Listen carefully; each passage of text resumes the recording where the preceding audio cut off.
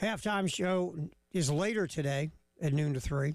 Extra Point is now. Gamecock Central coming up at 11. Gamecock Club Hour at 10. Post-game show at 3, and then we do the early game again. We got a lot of shows here, Jack. Wow, you just remembered all those names. That's actually like super, super impressive, man. Man, it's okay. I can't remember my home address, so it's okay. Yeah, it's the cost, sacrifice for that. Early. Extra Point. Jack Veltry's here. Terry Ford hanging in for Tyler here on the game. Tyler will be back on Monday. We got baseball tonight, 6:45 pregame, 7 o'clock first pitch. LSU, number 1 ranked team in the country, coming to town, taking on South Carolina. It'll be on here in Columbia at 107.5 the game, and our affiliate Myrtle Beach 100.3 the game. All right, so real quick. So I'm going to watch the documentary. And I did not get a chance to watch it when it came on last night at 7. I had things to do. Like, no big deal. I got ESPN Plus. I got all this stuff. I'll just settle down and I'll watch it later. Or I'll watch it tomorrow morning first thing early. So I settle in really early this morning. I'm going to watch it because I was looking forward to it because I've heard a ton about these teams, right? And I click it and SEC storage starts up. I'm like, cool. All right, here we go. And then it starts spinning. And starts spinning. And spinning. And then I get a cool little error message says, could not play back at this time. Try back later. Okay. So I gave it about another 15 minutes, went back, clicked on it. Here comes SEC storage. And it starts spinning again. And spinning. And spinning. And spinning. And I get the error message again, right? So I try one more time. And as I speak on one of my laptops, it's still spinning. So I want to watch it later today because it looks really interesting. And the story, I was hearing John Whittle talking to Bill about it earlier this morning too. And Tommy Moody told me a ton of stories. Jay, I've heard so many stories about those teams. I was really looking forward to watching it. So yeah, once it stops spinning, I'm going to watch it, Jack. Hopefully it stops spinning. Yeah, I need to get around to watching it too. I had plans to watch it last night, and then like you said, things happen and all that. So I have some downtime tomorrow after radio here, so I'll definitely be watching it then. And I see it all over Twitter. I mean, people are talking about how you need a box of tissues and stuff. And Are you one to cry when it comes to? Because I'm definitely not. I'm not a crier. I'm a man with no soul, I guess. I have no heart and no soul. I'm not much of a crier. I won't lie to you. I think I've gotten more sensitive as I've gotten older. Yeah. But like you're in your 20s. Yeah. When I was in my 20s, I didn't cry. Yeah. There was no eye sweat. I just wasn't a crier. But as I've gotten older, maybe not. So I've never been a big crier, but I can feel the. Every now and then I'll see something, and you get that feeling like in your eye sockets where you're like, ooh, I actually have feelings. Yeah. What the hell is this? I have feelings. I have that more as I've gotten older, but I've never been a big crier. My dad isn't either. My dad does not. I saw my dad cry one time. It's when I got arrested. No, I saw my dad cry one time. He wanted to kill me, by the way. But anyway, it's another story for another day. When my grandma died, his mom, because he loved his mom so much, and that understandable. Only time I ever saw my dad cry, and it wasn't like a full out, oh my God, snot rocket kind of thing. It was you could just see the tears run down his face because he was fighting it. He didn't want to, but he did. Let it out. The only time I ever saw my old man cry in my whole life was that. So I come from a family that doesn't cry. Yeah, same here. So you're not. I mean, maybe back in my teens, or when I was going to college, that was a different story. But now it's just like I haven't cried in a few years, man. So I don't think this documentary is going to bring me to but I'm going to probably be there like, oh crap, man, this is deep stuff here. It's going to get deep, I'm sure. I mean, I just keep seeing that on Twitter that this thing's really, really good. So hoping it lives up to the hype because those teams, they were really good. But if you didn't know the story of what the other things that went on with this team, it gets deep, it seems like. All right, real quick before we move on, is there a movie that makes you get sniffly? Oh God, God, this is a funny one. So no, I don't think I've ever cried at a movie, but there was this one time that it was actually a few months ago. Me and my girlfriend Caroline were at her apartment or whatever, watching Air Bud, and so for those who have not seen Air Bud, I was not expecting this to happen because that's what made it so funny is that you get to kind of like the end of the movie, the climax, and you see the boy and Airbud, the dog, separate because they can't be together. Like they can't they can't be together. So you hear the kid just scream at the dog, just go, and you just see the dog like kind of like whining or whatever, and it's like the kid's in full blown tears.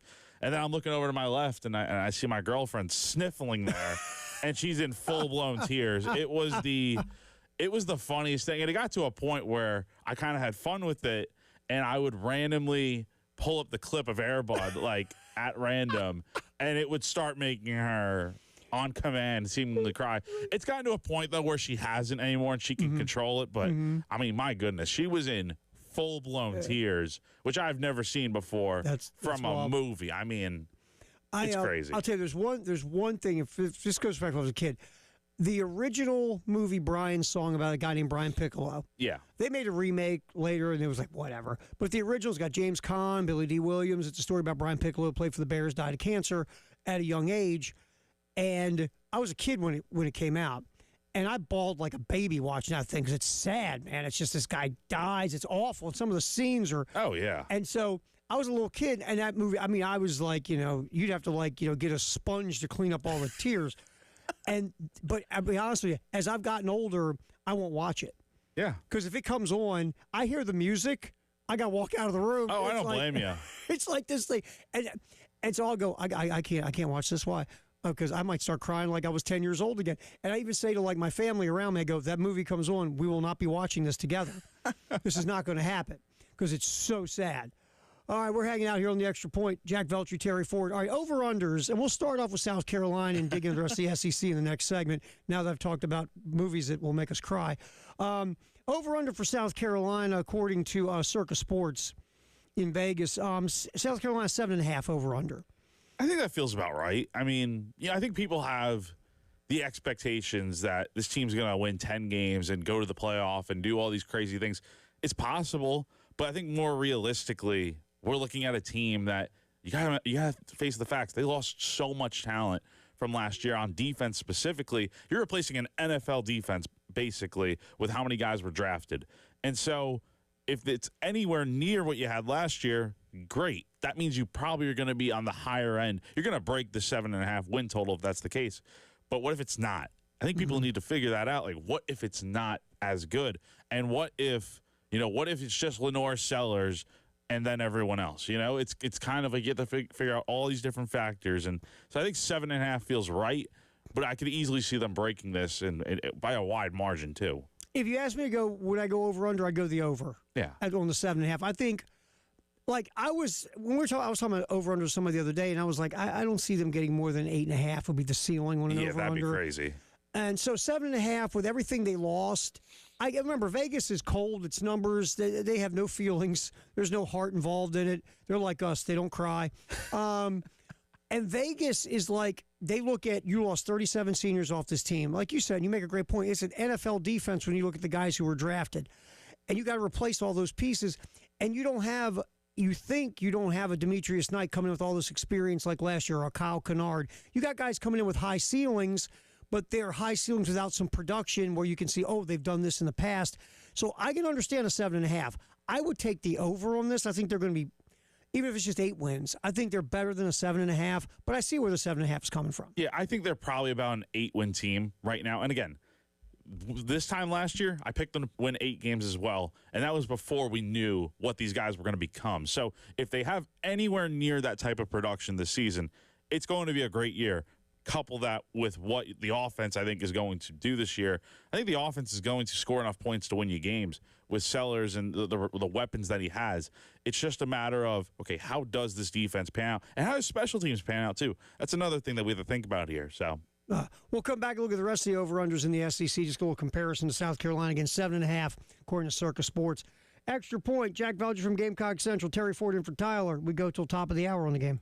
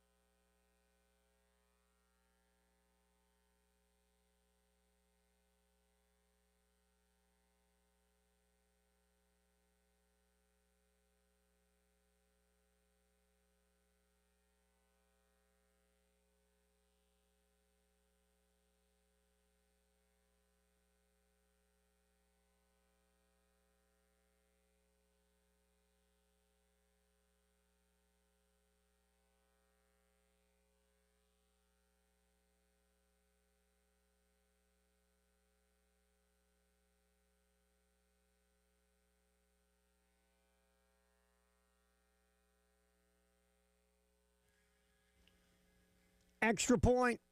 Terry Ford, Jack Velcher from Gamecock Central go to the top of the hour, 10 o'clock. We'll have tickets. Fireflies, 2 family 4-packs. We'll do that here in just about 10 minutes, roughly. When we handing those out. Sounds like fun. You can't win. You can't win, Jack. Don't call. You can't win. Why can't I win? Why can't I? Once you start hanging out here, you can't win any of the fun stuff we give away. Come on. You're not allowed. Fine. For some reason, folks frown upon that. We winning our own prizes. Yeah. They frown upon that. I don't know. Call me crazy. And the winner of the Island giveaway, Jack Veltri. Now, I would like to win. What are you guys still doing the Grand Slam giveaway? Yeah, we're still doing it, man. I would like to win that because it's a pot, right? $550. Is that where it sits at right now? Wow. Yeah. Car payment, Jack. Car payment. That could be great. There you go. Does it count for the road teams? They have 8. We were kind of having some fun with that a couple days ago. Saying, oh my gosh, man, we'd have been giving away. Palmetto citizens might have gone bankrupt with all the slams that the baseball team's given up. The A&M series where they gave up 4, that might have broke the bank right there. So we are doing that Palmetto Citizens Federal Credit Union Grand Slam giveaway. Go to 1075thegame.com. Pots up to $550 if a Gamecock hits a Grand Slam. And we can't win, so we can't. You can though. So do it. All right. So the over/unders as I look at these for the SEC again, South Carolina's at 7.5 according to Circa Sports. Bama and Georgia and Texas lead the way at 9.5. I find this interesting because all 3 of those teams are starting new quarterbacks. Yes, all 3. Mm-hmm. And what I see, what I feel like I see these days, because, again, there's no continuity hardly at all anymore in college football or college sports in general because of the portal.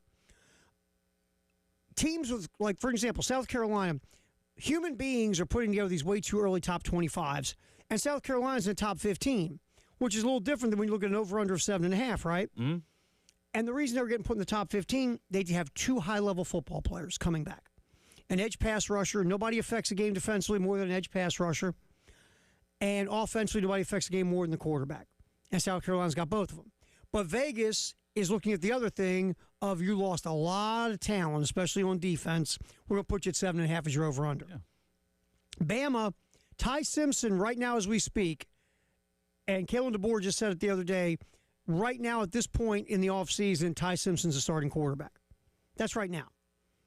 Could that change? Sure. You got 4-star kid in Mack, the other 5-star kid, the freshman in Nelson. Simpson was a 5-star coming out of high school. Yeah. But nobody's proven in that room. But Alabama's sitting 9.5 over/under because they're Alabama. And they got a lot of other talent. But the most important position on the field, trigger man on the offense, is a huge unknown. And keep in mind with Alabama, the other thing to remember is, yes, they have a quarterback situation to still, even though they named a guy, they're still going to have to figure it out, right? It's not a final product, once the season starts. They didn't lose anyone in the transfer portal. Nope. Like, that's insanely hard to do, losing people, not losing people in the portal. And they're bringing back a lot of good weapons on offense. They'll have a pretty good defense, it seems like. And so it makes sense, 9.5. I mean, 9.5 might be a little high for Alabama, but I don't know. I think people are still giving them the benefit of the doubt just because, again, they are Alabama. Georgia at 9.5, though. I feel like I feel like they're going to clear that. I mean, this is just regular season win totals, so maybe they end up barely squeaking by and winning 10, but is this really going to be a 2-loss team? I mean, they should be able to probably go 11-1, heck, 12-0. I mean, don't underestimate Kirby Smart. That's a great program out there. And then Texas, too, feels a little bit low at 9.5. So, I mean, look, they're just over-unders for a reason. Vegas does not know everything, but I feel like most of these are probably set right. It's just those top 3, you could argue they should probably be a little bit different. But then again, I don't think you're putting any of them at 10.5, 11.5. Well, you think all 3, it's kind of the opposite of why everybody has, not a lot of experts, quote-unquote experts, are looking at South Carolina because the quarterback and the edge pass rusher. Alabama, Georgia, and Texas, we know there's a quarterback question on all 3 of those teams, but those rosters are so loaded with talent that they will find a way to either coach up the quarterback, work the system around the quarterback's strengths and weaknesses, and 3, they're so bleeping talented they'll figure it out. Mm-hmm. Then you have LSU at 8.5, Ole Miss at 8.5, Tennessee at 8.5. Now, again, LSU, no quarterback issue with Nussmeier. Ole Miss breaking in a new quarterback, and now Tennessee breaking in a new quarterback. Think about this, Jack. 5 of the top 6 we see here have a question mark at quarterback. You know what? I mean, Tyler and I have talked about this before. I mean, South Carolina is that one of those few teams in the SEC, Florida and LSU, that don't have a quarterback competition going on. I mean, they know who their guy is. And these are all really good quarterbacks that we're talking about between Nussmeier for LSU, DJ Lagway for Florida, and Lenore Sellers for South Carolina. Meanwhile, the rest of these teams are trying to figure out who those guys are going to be for them. And, the quarterback play might determine how the season goes. I mean, you said it. I mean, the offense is led by the quarterback, and then the edge rusher, like a Dylan Stewart, leads the defense. And if you don't have those things, you could have the rest of everything, but it's going to hurt you a little bit. And so these win totals right now, again, they're based on what you have and what you don't have, but it could easily go a lot worse or improve a lot better if things do go according to plan or don't go according to plan with what you have at quarterback or edge rusher. Here's what's interesting. You hit it. LSU brings back Nussmeier. Obviously, South Carolina is bringing back Lenore Sellers. Florida bringing back DJ Lagway. The only other team off the top of my head as I looked up and down this scroll, Vanderbilt's getting back Diego Pavia. Hey, you can't forget about Peso Pavia. Exactly. Yeah. And that's it, though. The rest of these teams, in case I'm missing something, Mississippi State will be breaking in a new quarterback. Kentucky breaking in a new quarterback. Yep. Arkansas breaking in a new quarterback. Oklahoma breaking in a new quarterback. Missouri a new quarterback. A&M, no, the A&M's they have the young kid coming back. Reed. Oh, yeah, Marcel Reed. So that's 5 teams. Auburn a new quarterback, and then we went through the rest of it. So only 5 teams in this conference are bringing back a quarterback. Yeah. That's it. That's the world we live in, Jack. Yeah, and that's – do you feel like that has more to do with just this day and age in college football with the portal and stuff? Or? Yeah. Yeah. One ball. That's true. One ball. One quarterback. One ball. So, but yeah, it's going to be interesting though. I mean, and what if these quarterbacks? I mean, like for Alabama, you have Ty Simpson, and with Georgia, I mean, probably going to be what Gunnar Stockton, maybe. Gunnar Stockton. What if these guys are not very good? What if they are not the big names that you have in this conference right now? I mean, what if they underperform? I mean, that's the thing. And it was kind of the same thing last year. I mean, I think Carson Beck underperformed to some extent with all the interceptions he had. Yet Georgia was still fine. And again, quarterback is only one piece to the puzzle, but it's probably the biggest piece you have on the team, and it can affect the way a game goes. So I'll be very interested to see how these goes. Is there any team on here that you see that's like, that feels so low for their win total projection? That's a good question. Honestly, no. I mean, I'm sitting here looking. Look, Oklahoma, I think 7's fair after what we saw last year. Arkansas at 5.5, I think that's fair. Vandy at 5.5. Kentucky, this might be it for Stoops. This feels a little high for Kentucky. Yeah, I tell you, last year they wet themselves. They're breaking in another new quarterback. They've got a lot of upheaval going on. And by the way, that fan base not down with Stoops after he sniffed around the A&M gig for last year. And then Mississippi State, obviously, with Lebby, is going to get 3.5. I'm trying to find somebody that you're saying, do I think is low? All right, if I'm really, really trying to find someone, I think LSU is going to be really good. I think they're going to be good, man. I think they'll be better than 8.5. I'm with you on that. I think LSU has the potential to be a dark horse SEC champion in this conference. They just have, I mean, again, having the quarterback and a guy like Nussmeier, he's such an underrated player. I feel like, honestly, he could win the Heisman Trophy this year. I just feel like he's got the talent to do it. He's got a good team around him. Something's got to click for Brian Kelly to get this team to the playoff. It's got to be this year, right? I mean, I feel like yes. I mean, they went in the portal and went and got a lot of talent to bring in. Nussmeier's coming back. And they always have weapons on offense. It's LSU. Always. I just feel like they're going to be better. And Kelly, look, the fact that Kelly is unlikable, I think we don't give him enough credit for being a good head coach. And what Notre Dame did last year made Kelly look even worse. I think LSU is going to be better than the 8.5. They have, I really do. They have to be. Because that fan base, they're not going to be happy if it's another season like last year. And they won 9 games. Think about that, Jack. And they won 9 games. They won 9 games. Everybody's annoyed. But it's like you set the bar so high getting to the SEC title game in year 1, and you have a Heisman Trophy winner, and you have not had much success at all. All right, give us a ring right now. You want to go check out the Fireflies tonight. 2 family 4-packs for tonight's game. 803-404-6100. Callers number 3 and 4, family 4-pack. Give us a ring right now, 803-404-6100. You want to go check out the Fireflies tonight. 2 family 4-packs to give away right now. On the extra point, Terry Ford, Jack Veltri on the game.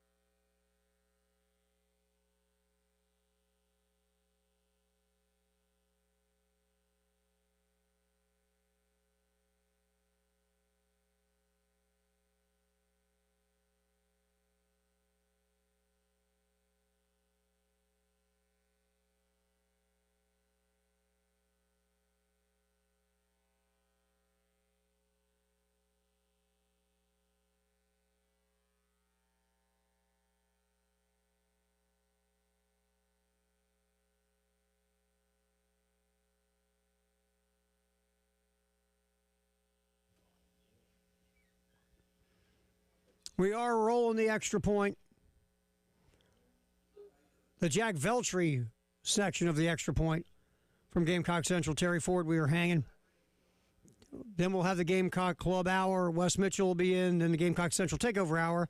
Wes will be hanging with Chris Clark from Gamecock Central. All that coming up this morning here on the game. Appreciate you hanging in Columbia, Florence, and Myrtle Beach. All right, so, Jack, before we roll out of here, we always like the NBA playoff stuff from last night. Yeah. Minnesota, to the surprise of no one, moves on. They will be in the Western Conference Final. I'm going to tell you this now. I believe Oklahoma City will survive Denver, but Minnesota's going to be a tough out, dude. I know Oklahoma City's the 1 seed. Minnesota's no joke.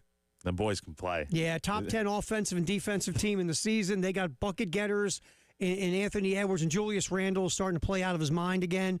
They are, and Conley's a nice solid point guard no one ever talks about because he just does his job. Minnesota's going to be tough. Oklahoma City, they might have been the best team in the West through the regular season. It's going to be tough. Minnesota's going to be tough. And they got to get through Denver. I mean, Denver, they're up 3-2 right now, but you're going back to Denver. I think it's going to be a 7-game series. I think so, too. And it's been a very entertaining series so far. I mean, OKC, I feel like, has not played their best basketball, and neither has Denver at times. But Denver has Nikola Jokic. They have some studs on that team. And, yes, the Thunder have built this roster to where it's like, this is what you were expecting after so many years of tanking and getting draft picks and Sam Presti bringing in so many guys. It's worked. But I think OKC does survive the series. I think it does go 7, though. But honestly, the other series here, Knicks Celtics. I mean, honestly, I know the Knicks are up 3-2, but have they underwhelmed you? Because honestly, in the first round, you could argue a lot of the games they've played and won, they should have probably lost. Because they were down by 20 points in both of the first 2 games of this series. They came back and won. And then there was, I think it was I can't remember what game it was in the Pistons series, but they needed like, what, a 21-0 run just to beat the Pistons in Detroit. I mean, that's just, it's crazy how they are up 3-2 right now. And without Jason Tatum, the Celtics looked really good last night. And what's the main thing for them? If they hit their threes, they can be really good. And I'm trying to remember who it was that had. Did you see the guy that had 7 blocks yesterday? Oh, Cornette. Yeah, Luke Cornette. They felt, look, they were getting nothing from their bigs, and they said, you know what? Screw it. We're going to put Cornette. We're going to dust off Cornette. And he went in there, and he played D, and he was efficient on offense. The other thing about Boston last night was interesting. They moved the ball really well last night. They had 27 assists on 44 made buckets. And you know what's really – here's a stat for you. I saw this morning. Boston is 8-2 without Jason Tatum this year. And think about that for a minute. But look, if they're a better team without Jason Tatum, of course not. But I think a lot's being made of last night. Look, Boston was home. I think the Knicks thought they were just going to roll the balls on the court and beat Boston and go off to the Eastern Conference Finals. And I think you make a good point. The Knicks have done a lot of this on the skin of their teeth with big third and fourth quarters. I mean, Brunson is the best closer in the NBA. And he's made buckets. Mikal Bridges made some big buckets. Karl Anthony Towns. New York, it seems like they stumble and bumble around for the first half of the game and then get it together in the second half and go on these big runs and find a way to win. But they are, even without Jason Tatum, it's not like the Knicks are head and shoulders talent-wise above Boston at all. Boston's got a ton of dudes. So the Knicks can't screw around here, Jack. No. Go to the Garden. Go to MSG, get the win, push Boston away, and then go deal with that bear that is Indiana, because Indiana is very, very good. Yeah, and if you thought the Celtics are tough, Pacers are going to be much tougher, I think. Yeah. But the pressure is so much more on the Knicks in Game 6. Isn't that weird? It is. You're up 3-2, but the pressure's on you. And it was the same thing when they lost Game 3 at MSG, and it's like, all right, you got to win Game 4 because the Celtics are back in the series now, and you do not want to be heading back to Boston with the series tied at 2. And of course, they had the dramatic win in Game 4, but it's like tonight, you lose this game tonight, you're going back to Boston for Game 7, and yes, there's no Jason Tatum, but this team is still very, very good without JT. I mean, he's their star. But this team's got other shooters, and if those guys are making buckets, it's going to be tough. It's going to be tough. And Jaylen Brown woke up last night. He's been asleep most of the series. Derek White had a great game last night. Derek White was ridiculous. Peyton Pritchard, man. I mean, and Luke Cornette, again. Luke Cornette with those 7 blocks. 12 blocks last night, man. 12. Yep, they got Brunson fouled out of that game last night. Yeah. It was crazy. But the one thing that you always hear about the NBA playoffs, role players play well at home and they disappear on the road. It's true. What's going to happen to Boston on the road at Madison Square Garden? The Luke Cornetts of the world. What are you going to do at MSG? I still think the Knicks win the series. I think the Knicks probably win in 6, but it's going to be a tight game 6. You would be so Knicks. Lose game 6 at home and then go win game 7 in Boston. That would be so Knicks. That would be the most. But hey, 3 road wins in this series. How crazy would that be? That'd be freaking impressive. We'll do this again tomorrow, my man. Good talking with you, bud. Yeah, for sure. All right, Gamecock Club Hour coming up with Wes Mitchell. We talk Gamecock recruiting and some freshman wide receivers and more here on The Extra Point.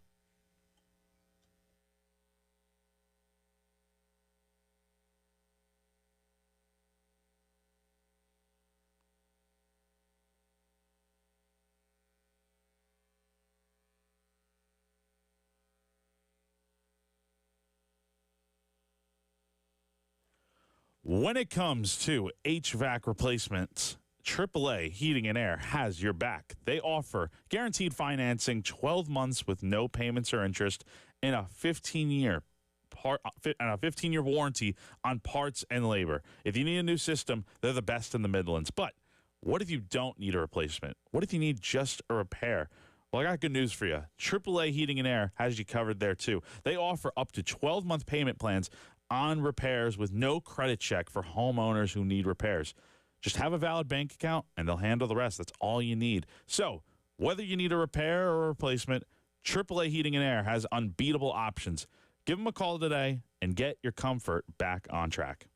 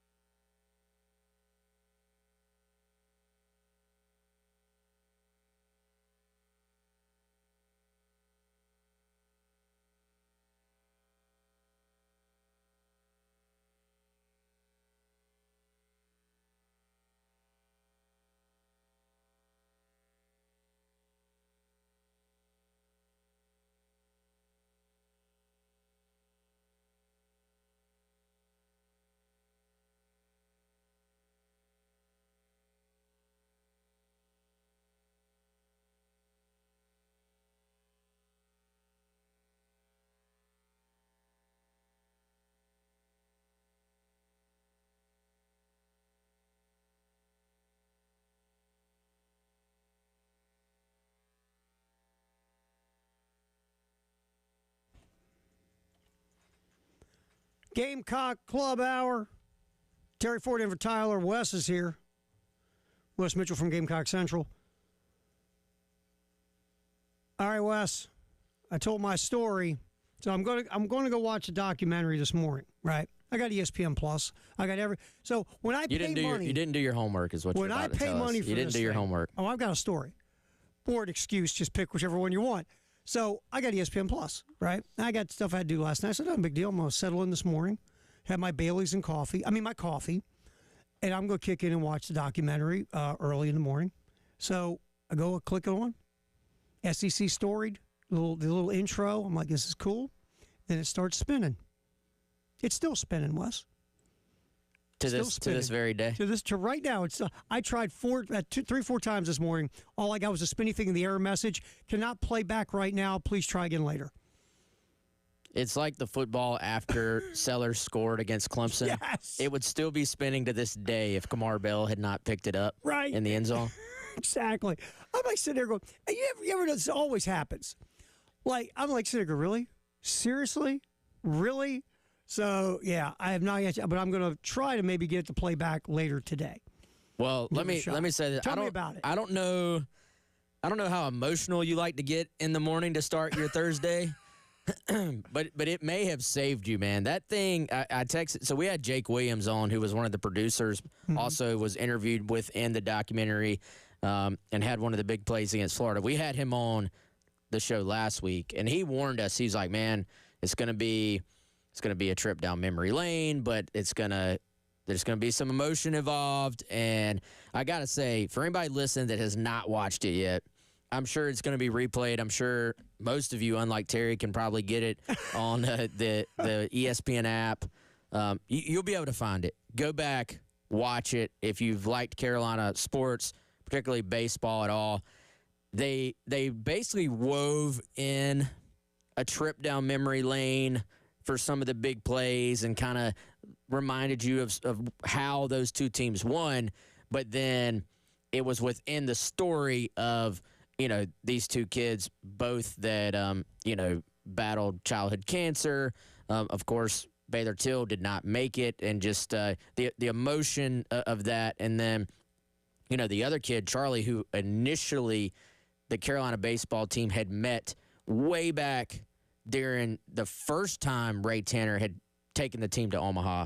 And now he had gotten older, was old enough to be a bat boy during this time, and, got involved with the team. And so it was just, man, like, I don't really get emotional watching shows or TV or anything like that, but it will hit you directly in the feels. So you have been warned, but I would encourage everybody to go watch it, man. Like, it really was just well done. Because, obviously it's on SEC Network, and some of that programming, it's gonna be good. Some of that programming, it's just not. And this was just fantastic. And especially if you're a Gamecock fan, like I think if you were not a South Carolina fan, you would have gotten something out of it. But it's gonna hit you different. If you're a South Carolina fan, it's gonna hit you different. I think if you have kids, and it's gonna hit you different. Certainly if you watched and watched it kind of play out in real time back then, and now you're gonna kind of get that little behind the scenes look as you go back. But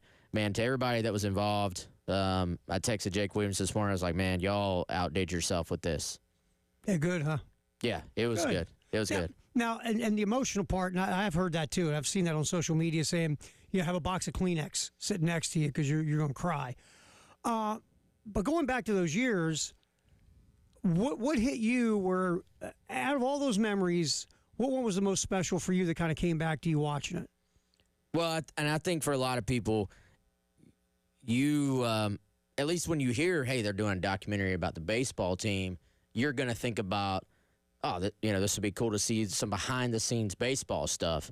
But you actually find yourself more kind of thinking about the personal dynamics and the underlying stories of, about the two kids and their families and how they very much did, maybe you don't realize it looking back, or you didn't at the time realize how much these two kids did, affect these young men who are out there. I think it taught them, hey, you are just playing a game. Like you're on a national stage. Yes, you've worked your entire life for this, but ultimately what you're going through on that field is nothing compared to what these two kids have gone through. And so I think it gives you some perspective. Now, there were some funny moments along the way as well, which I think really lightened it up. One of my favorite moments, Michael Roth, who, is an all-time favorite Gamecock and is just known as trying to figure out if I can say this on air. He's known for ribbing people, basically, and like being the locker room guy that's busting everybody's chops, we'll say. Uh-huh. And so he, apparently, so they were kind of struggling for a stretch at the plate. And Charlie, who was now old enough to be the bat boy, he's in there, and Roth is in the dugout. He's like, Charlie, like, you're the bat boy. Like, this is your job to – and Charlie's, like, taking it to heart that the bats are not woken up. Right. And Ross in there just, like, ribbing the kid, like, dude, you got to get this going for us. Like, what are we doing here? So Charlie, this is on you. Yeah, Charlie, this is not on us. This is on you, dude. Like, if you're going to be in the dugout, we got to get these bats going. So, no, it definitely had the emotional moments. It had some funny moments. Just kind of, I mean, the fact that you had, I laughed out loud. They had a recreation. Terry, you weren't around for this, but this team, the 2010 team, they were just known for, like, and this is, I think, a compliment in the baseball world. They were like a bunch of dirtbags. Like, they were the gritty. Now, they were talented, too. Ray Tanner's biggest, I would say, magic act he ever pulled was to convince all of us at the time and that team that they weren't that talented. Right? Like, he had them convinced that they had to scratch for every inch they got. And, yeah, there were some guys on that team that, were never going to sniff a Major League Baseball field. But, Whit Merrifield has been playing ever since. Christian Walker has been playing ever since. Jackie Bradley only recently, retired. Jackie Bradley Jr. is one of the most talented guys I've ever seen put on a Carolina uniform. And you knew it back then, too. He was special to watch on a day-to-day basis. So this was a talented team, but they were convinced, and Tanner would say this in the press conferences all the time, like, we're just paraphrasing, obviously. We're not that talented. We've got to go the extra mile to win these games. And so I think you look back, the funny thing about that stretch of where they just won game after game and they started this run, and they hit on this a little bit. They were playing Bucknell in game one of their regional the year that started all this, and they're losing to Bucknell, the 4 seed in their regional, and there's a rain delay, and they go in it's one of these long rain delays where they're in there just trying to entertain themselves, and they have like a literal seance in the locker room. So they did a recreation of this, and like I remember a story of, like, I can't remember which assistant, but one of the coaches like walked in the locker room to check on the guys, and he just like noped right on out of there. He's like, "No, I have nothing to do with this. Like, whatever these guys are doing, I don't want to be a part of it at all." And then they go on this run after that, win that game, of course, and then just sort of settle in, get hot, and I mean, most people listening know the story, but that was where the Avatar Spirit Stick became a thing. And, baseball is all about superstition and just doing things to lighten the mood. And I think they did a good job really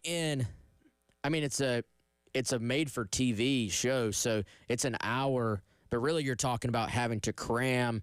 I'd imagine runtime was probably like 40, what's an hour? 42 minutes? 45? 42, 45, yeah, something like that. So I thought I'm sure they had to leave a lot on the cutting room floor, but to just pack it all in there, I thought they did a great job. And it just kind of reminded you of stuff you forgot about those teams. And then, of course, they had all the big plays. Like, the thing about those teams, Terry, was they escaped.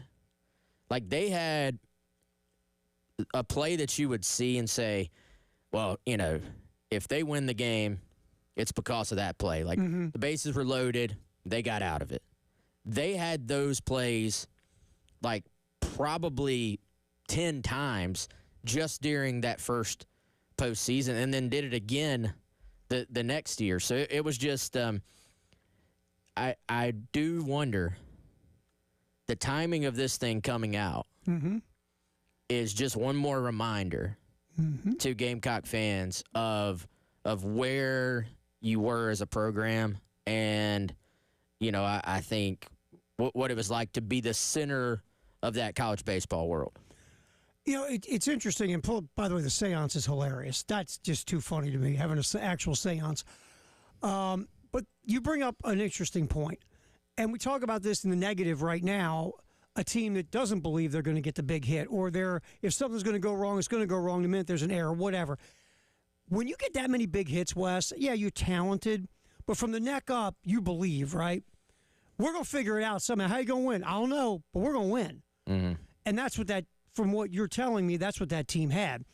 They won almost every big moment they had to win in that 2-year run. Yeah, and especially defensively too, man. Some of the plays they made,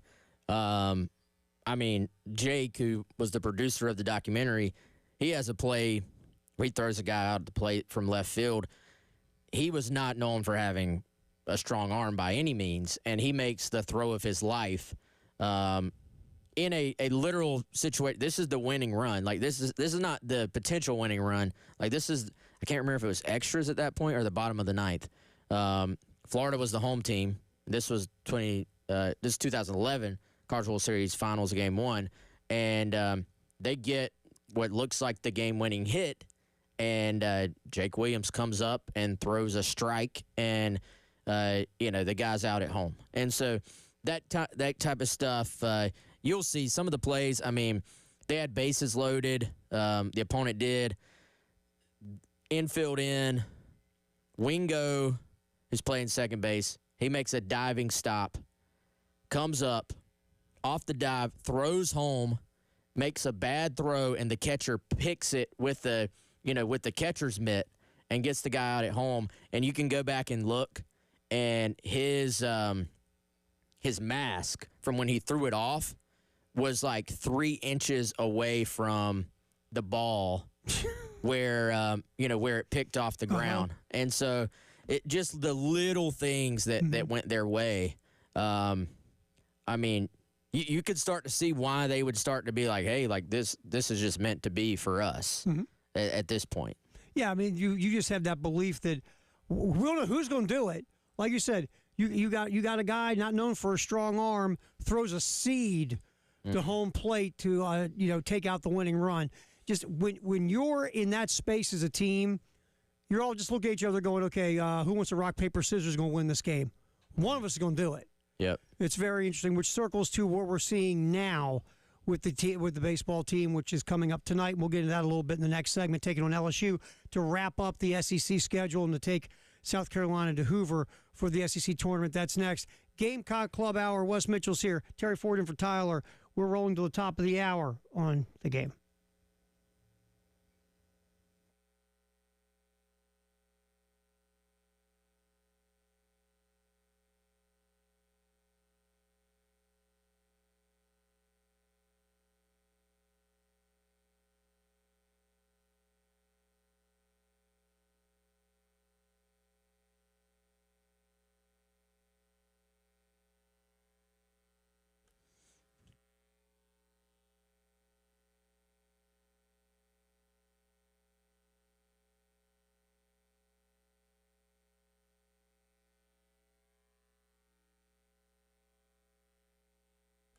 All right, folks, let me tell you about our friends over at Classic Roofing.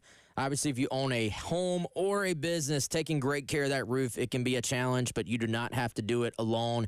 Hit up our friends at Classic Roofing today, 803-590 888-7870 or head on over to classicroofingsc.com. Now, if you go to that website, you're going to see a button at the top right-hand corner called Free Estimate. If you click Free Estimate, what that's going to do is you're going to be able to set it up so they can come out and take a look at your roof for a complimentary quote, inspection, and consultation. So that's going to be multifaceted there. For one, they're going to tell you, do you have any problems right now? Let's go ahead and get those knocked out. Maybe a short problem can become a long problem if you don't take care of it now. But also, they're going to let you know how much life do you have left on that roof so you can go ahead and be planning for future situations. Hit them up today. Again, that's Classic Roofing, 803-590-7870.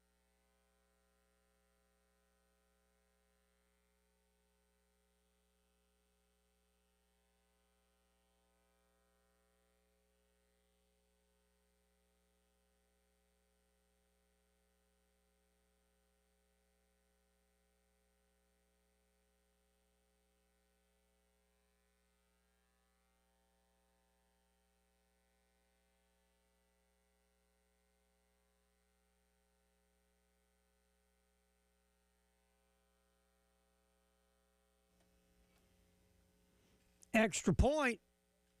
Terry Ford in for Tyler. Wes is here. Is this one of yours? Oh, yeah, this is one of mine. I like it, man. Try to mix it up a little bit. Very nice.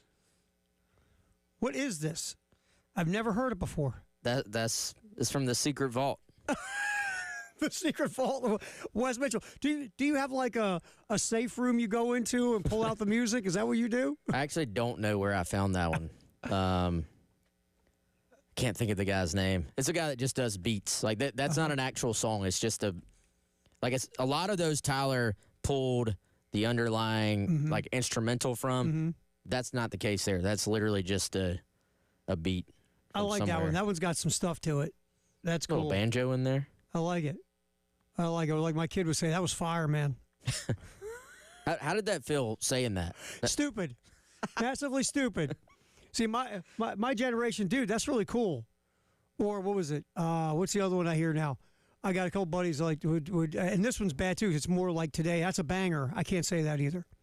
That doesn't come out right in my mouth. Yeah, some words you say it and you're like, I didn't have confidence in that. I can't do that again. Yeah. By the way, our buddy Michael Integrated Media, when I was telling the story about my spinny thing, trying to watch the documentary, he goes, Terry with technology. He's got the sad emoji. He's like, just give me a call and I'll walk you through it. Hey, he can help. He can help with that. Absolutely. They were at my home. Do you need me to do a read for you, Terry? Trust me, everything we got in here technology-wise is thanks to Michael and Nathan and those guys Integrated Media. I got to fix my TV upstairs, I guess. Dude, you just need to turn them loose in your house and just fix it. All right, so baseball tonight, 6:45 pregame. LSU coming to town, number 1 ranked team in the country. You found something pretty interesting, an interview done with an LSU beat writer and Paul Maneri. So please take it away. Yeah, this is with Koki Riley, who is with NOLA.com.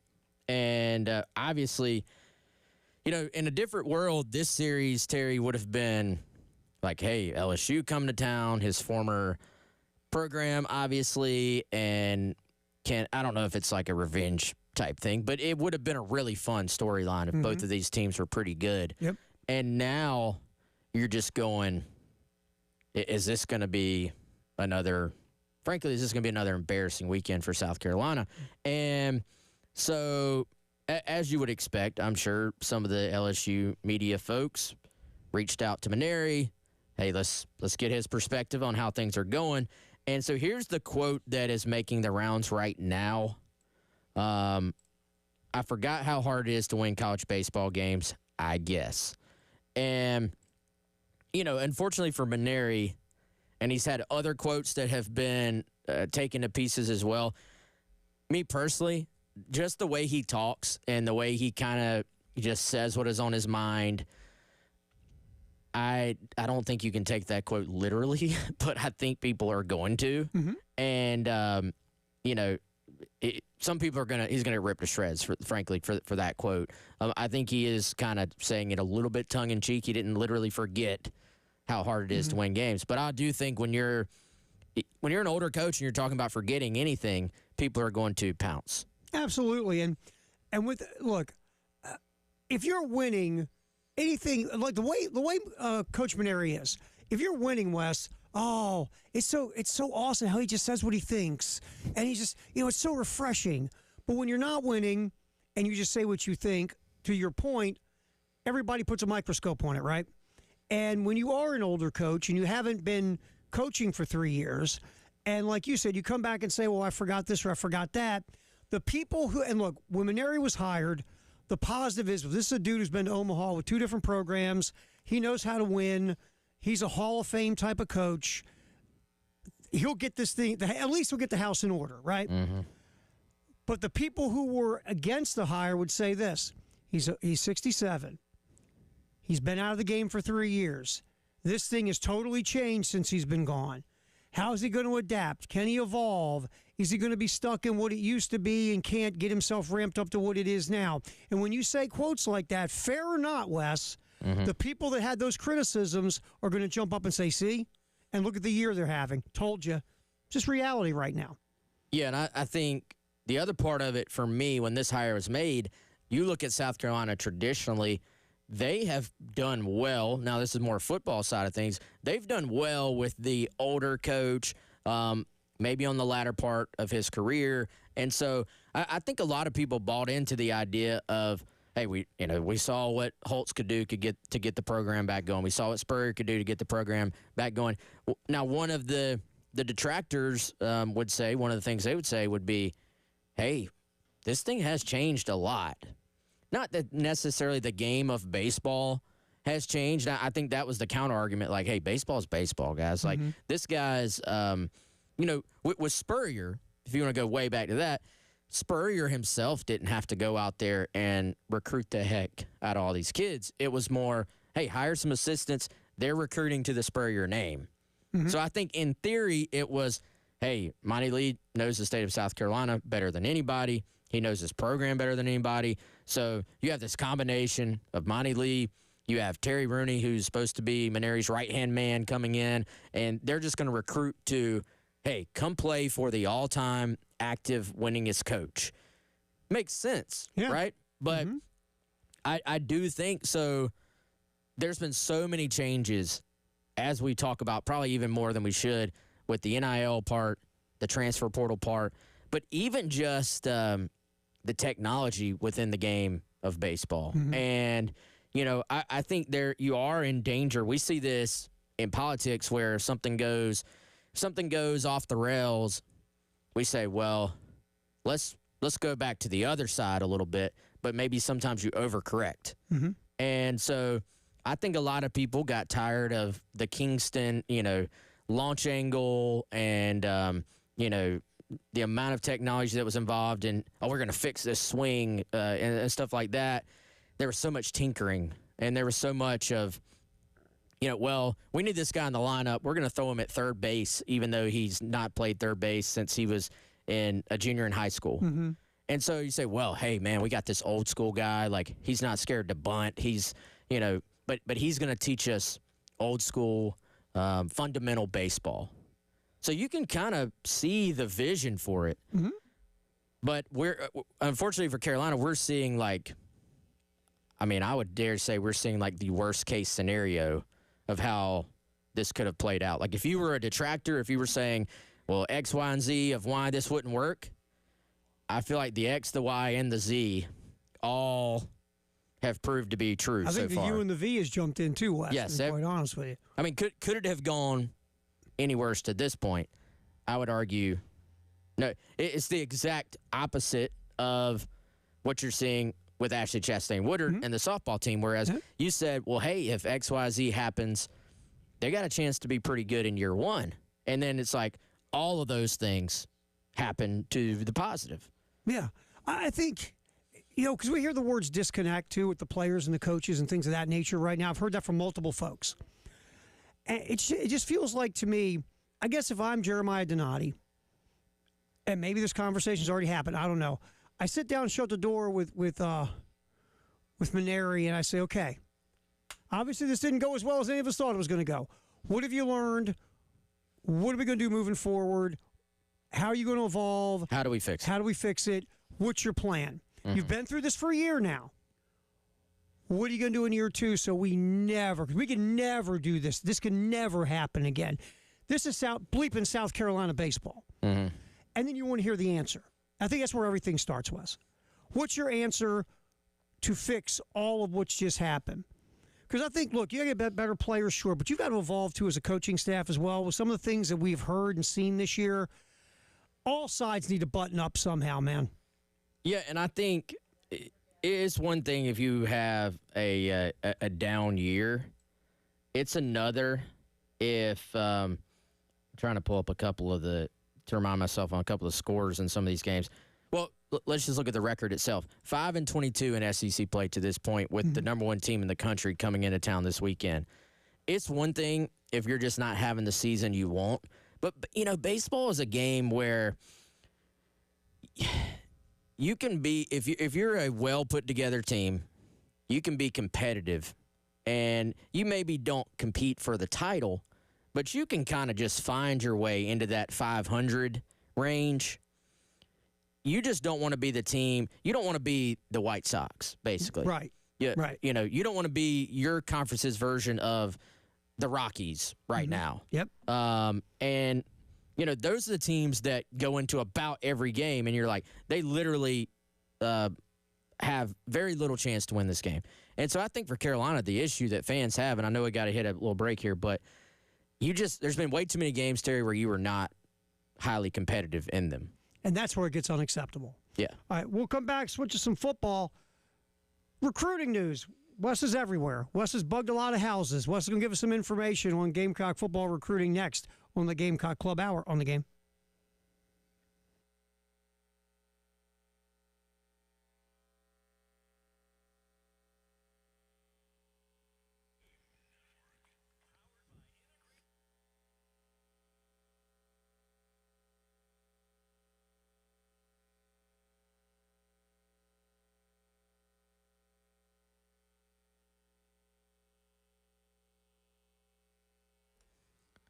All right, folks, if you've been outside, you know you're starting to feel that Columbia summer heat arriving ever so slowly, and you don't want to be left in the heat there. So hit up our friends at Krantz Cooling, KrantzCooling.com. That's Krantz with a K, coolingwithak.com, 803-672-3224. Of course, if you are having issues with your AC or maybe the power bill is going up because their AC just can't quite keep up, or maybe you're not having issues yet, but that unit is starting to get a little bit old. Hit up our friends at Krantz Cooling. They can go ahead and come out and inspect it and let you know what you need to expect for the future. And again, hopefully you're not having any issues right now, but if you are, they're going to come out and family-owned, family-operated. You're going to get not only a great deal, but great service from our friends over at Krantz. Again, that website, if you need more information, KrantzCooling.com.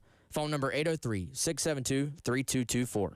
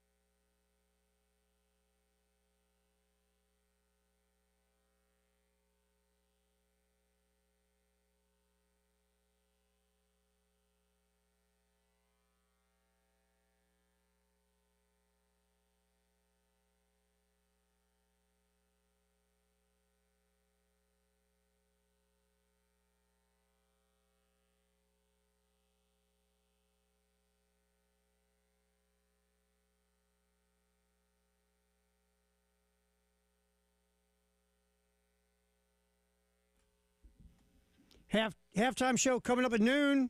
Post-game show at 3. Right now, we're rolling the Gamecock Club Hour. Wes Mitchell from Gamecock Central is here, top of the hour. Gamecock Central Takeover Hour with Wes and Chris Clark will hop in, too. All right, so, Wes, recruiting news, specifically, and Chris put up this post, but recruiting news about quarterbacks and running backs. What are you guys hearing? What's out there in the weeds we need to pay attention to moving forward for recruiting? Yeah, I think so. Big picture, what's going on right now. So it's May 15th, obviously. And so the May evaluation period is kind of wrapping up. That's when your assistant coaches. So, for example, I was in Rock Hill earlier this week, big joint spring practice out there, and there were 50-plus schools represented at this big joint practice in Rock Hill. So right now, your assistant coaches, they're putting eyeballs on guys. And at the same time, your head coaches, they can't be on the road right now. They're doing a lot of planning, and your recruiting staff, so your general managers, your director player personnel guys, and all their staff, they're planning for June at this point. So big picture-wise, June is kind of your big sort of, I don't want to say your final month, but it is a huge month for kind of your rising seniors, because a lot of these guys will take all their visits in June, and then they'll want to make a decision before August, before their final high school years sort of really kick off, because they want to have this just distraction, this process out of the way. And so really for Carolina, you have 3 big official visit weekends coming up. The first one starts on May 30th, so 2 weeks from tomorrow.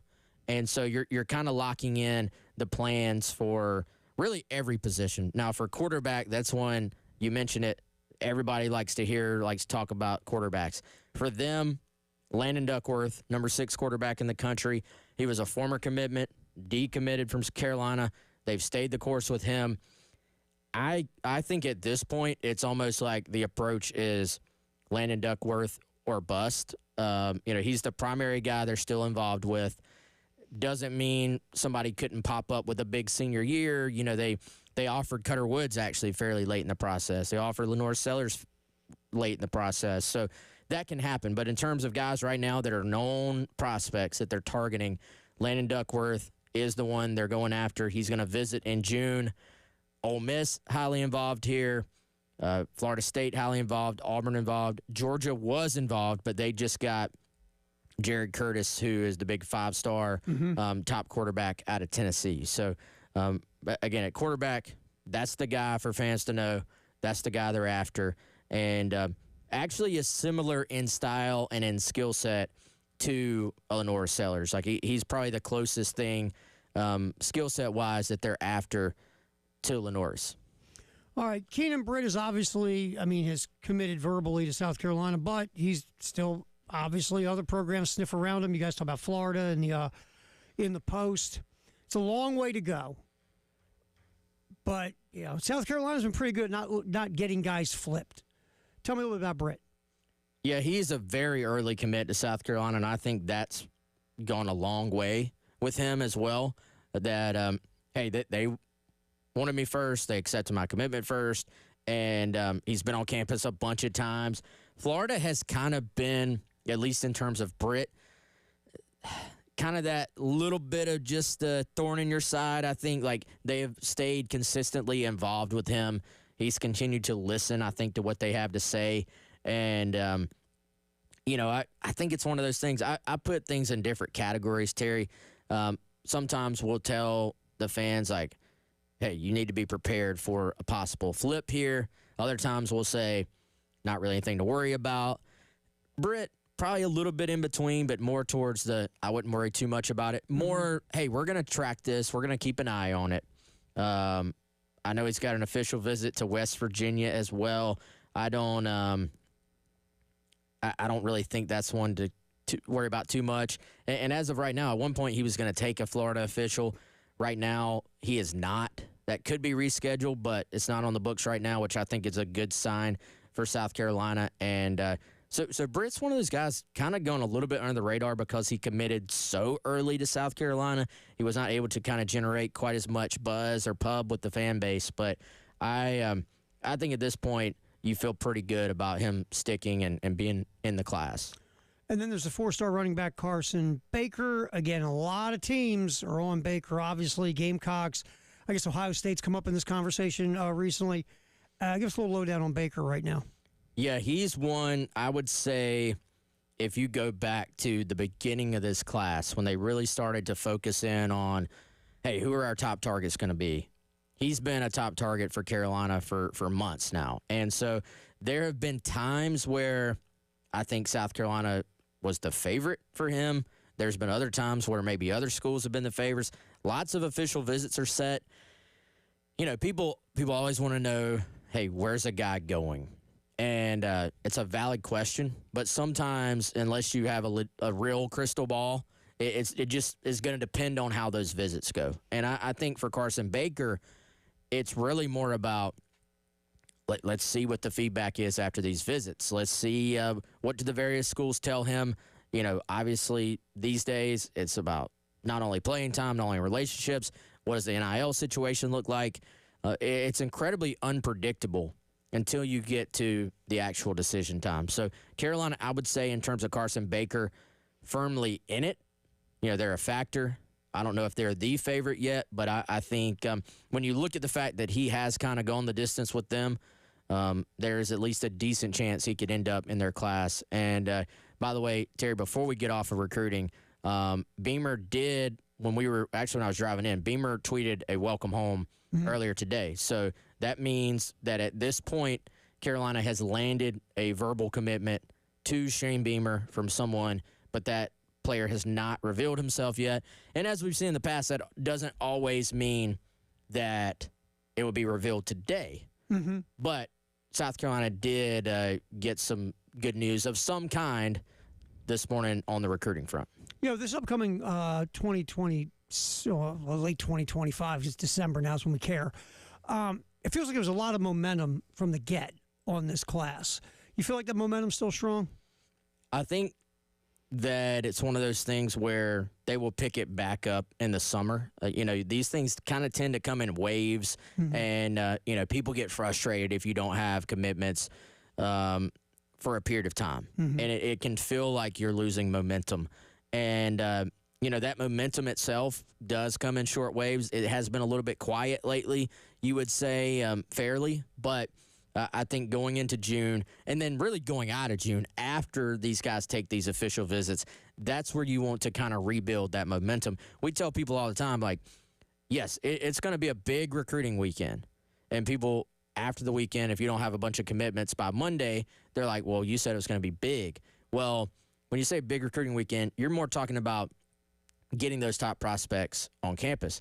Well, they're all going to make their decisions on their own timelines, their own schedules, right? So sometimes it means immediate commits. Sometimes it's kind of a delayed reward there. So I do think that the real answer to that question is going to be, are they able to close out these, you know, ultimately it's always probably 30 or so guys, 30, 40, something like that take official visits during June. Can you close out on almost all of them will be kind of top guys, top targets. Can you close them out and build that momentum going into that time period where then the high school guys kind of flip the switch and say, hey, I'm focused on my season. And frankly, that's when the colleges too are going, hey, we got to go win some games. Recruiting's always there, but it goes a little bit more on the back burner. I will come back. Speaking of recruiting, we watched the spring game, you and I and Chris Miller and our whole crew, Elijah. We were like, these freshman wide receivers, they got something going on here. How it's going to translate, we don't know, but there's some ability. Shane brought up one of them in the welcome home. You guys wrote about it, and we'll get to that next here on the Gamecock Club Hour. Wes Mitchell's here from Gamecock Central. Terry Ford in for Tyler. One more segment with Chris here on the game.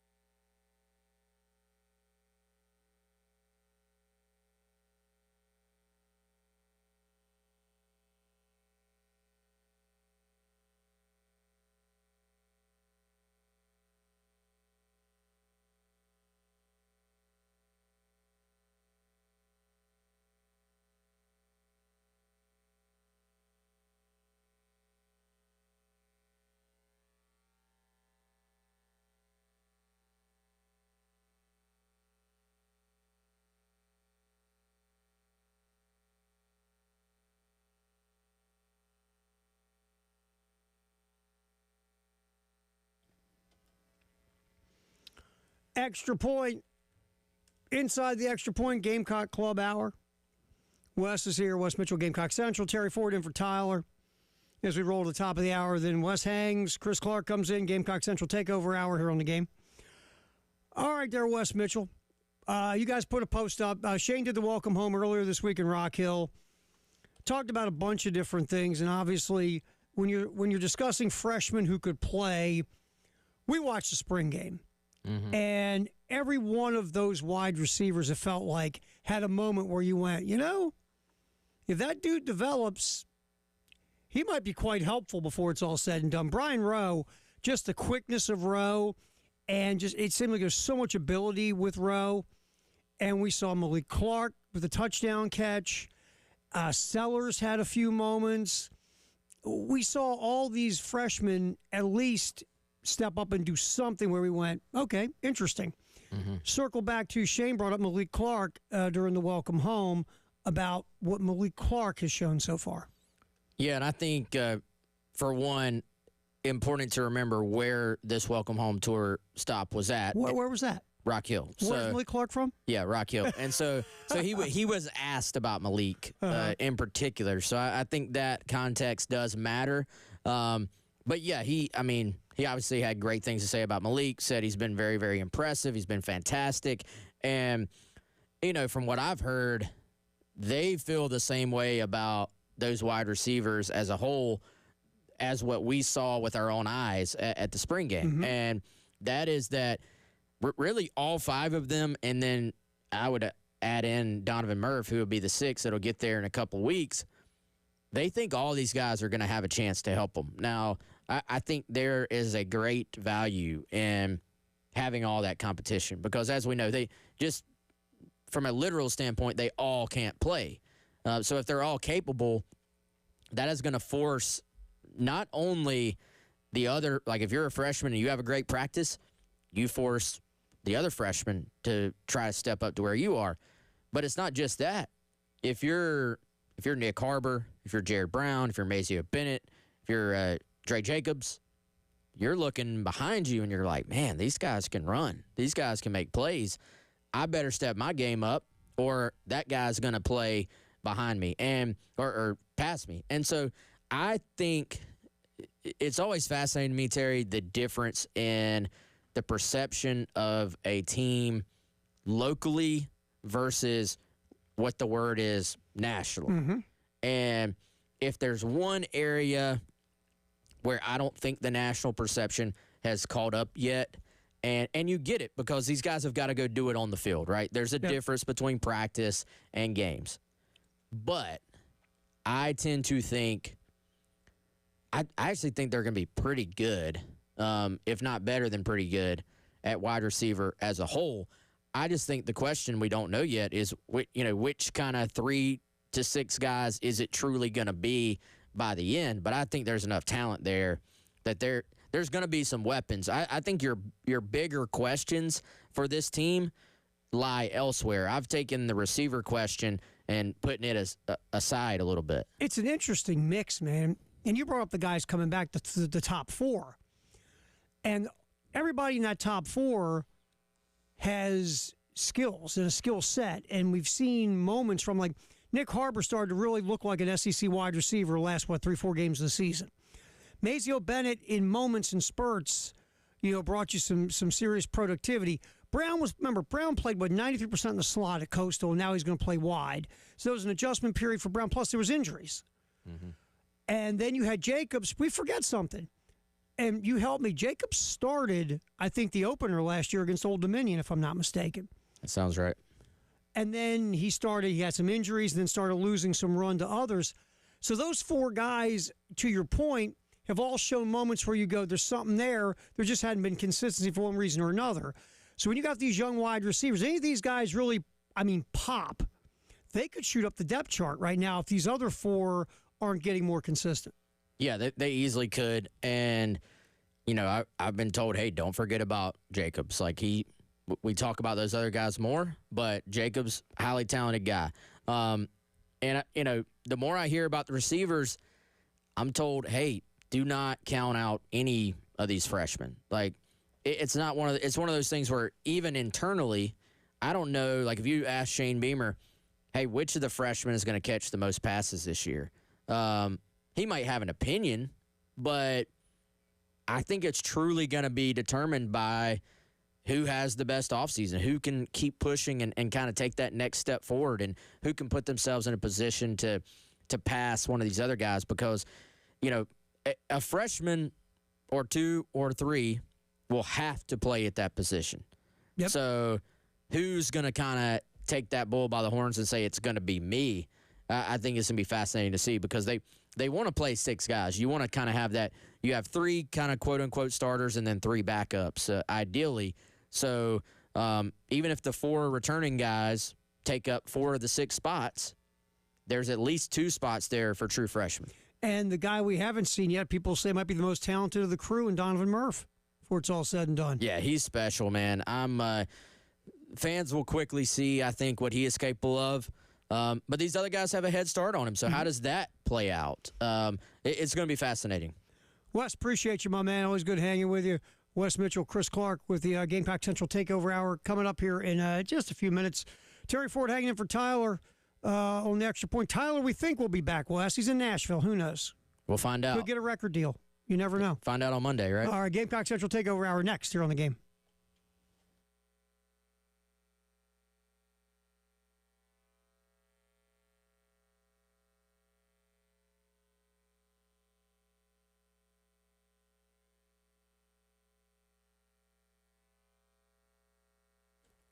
All right, guys, if you're like Terry and you got that little spinning thing when you're trying to watch videos, hit up our friends at Integrated Media.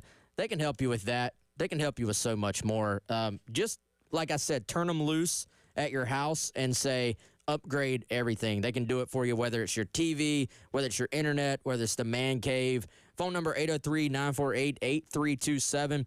If you're having issues, just call them and tell them what those issues are when it comes to anything involving audio or visuals in your home. IntegratedMediaInc.com is a website if you need more information about their services. For me, it was as simple as, hey, wanted to make sure I had hardwired internet in my office, all the streaming, all the live streams, the video, all that stuff. Took complete care of it.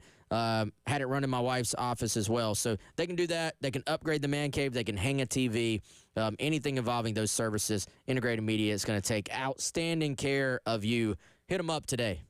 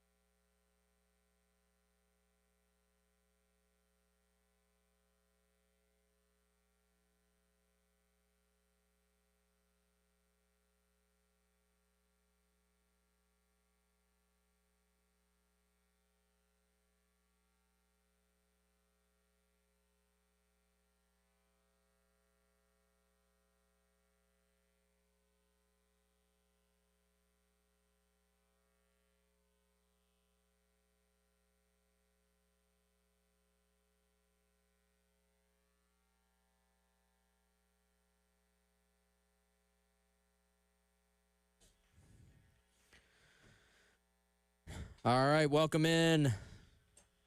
Gamecock Central Takeover Hour. Wes Mitchell here, Chris Clark. Hope you're doing well. I have taken over the driver's seat from Terry. Chris, how we doing, man? I'm awesome, man. I'll be in the passenger seat if that's all right. Yeah, I'm glad since I hope you're not driving right now because you'd be looking at a second screen, which is... Receive a ticket. Yeah, it's not illegal in South Carolina, I don't think, right now, but Really? many states it is. They're talking about making that illegal. Don't quote me on that. Chris, unlike Terry over there who could not get the dock to load this morning. What? Yeah. Did you watch? You know I'm here, right? I know. I'm getting all That's why he's talking about getting it. all my shots right now. Did you watch the In Spirit SEC Stories documentary on South Carolina baseball last night? I did check it out. Now, I just kind of piled on Terry, but let me give a little. So it was at 7 was like the original airing. Mm-hmm. Okay. I have a lot of like the SEC Inside show. I've got YouTube TV, not a sponsor, but I've got it. You're welcome for the free shout out. And so I record a lot of different shows. Like every Gamecock football game records. You just add it to your library. It records every show. You know, unlimited storage, whatever. So I have SEC Inside. I thought I had SEC Storied recorded. So it's like 7:45, and I'm like, let me make sure this is recording, and it wasn't. So I hit record. It does not go back and retroactively do it. Fortunately for me, replayed at 9. Yes. Recorded it then, so I have it now forever, and watched it then, and got to fast forward through the commercials, which was cool. So, man, I mean, this thing's been, I mean, we talked to Jake Williams, last week, and he's been working on this thing for a while. I mean, a long time, and it was awesome. I mean, it was so well done, and I have a lot of takeaways. I mean, my biggest one is like,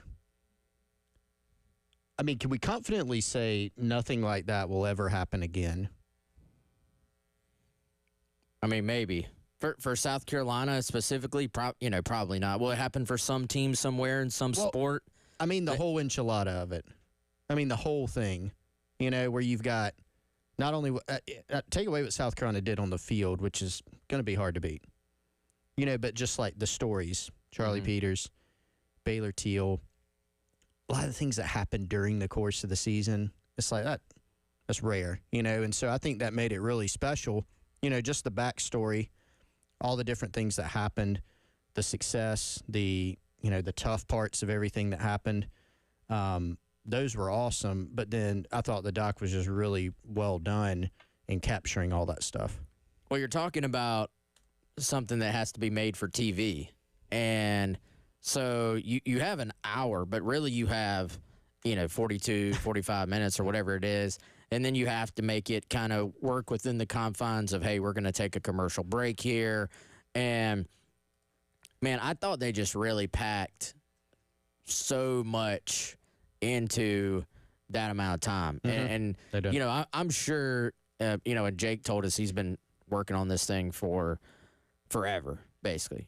I'm sure one of the hardest parts was probably to figure out what to leave out, what not to include, because they probably had hundreds of hours of interviews to get it down to what they actually showed.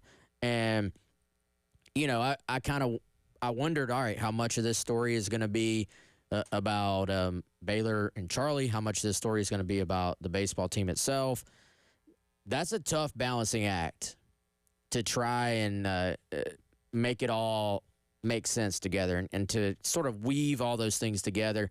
And, and I even wondered, all right, so they told this amazing story about the 2010 and, everything that happened leading up to that.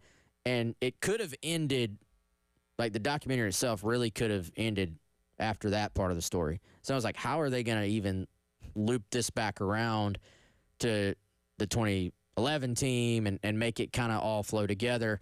And they really stuck the landing on that too, I thought. And, you never, obviously you're talking about SEC Network, like it's a big business. Obviously, it's a big platform, but it's not like you're talking about, making a movie for the theater. So you're going to see some of these SEC documentaries that some of them are going to be great. Some of them just aren't going to land. And, man, I thought, and I actually texted Jake this morning because I was like that.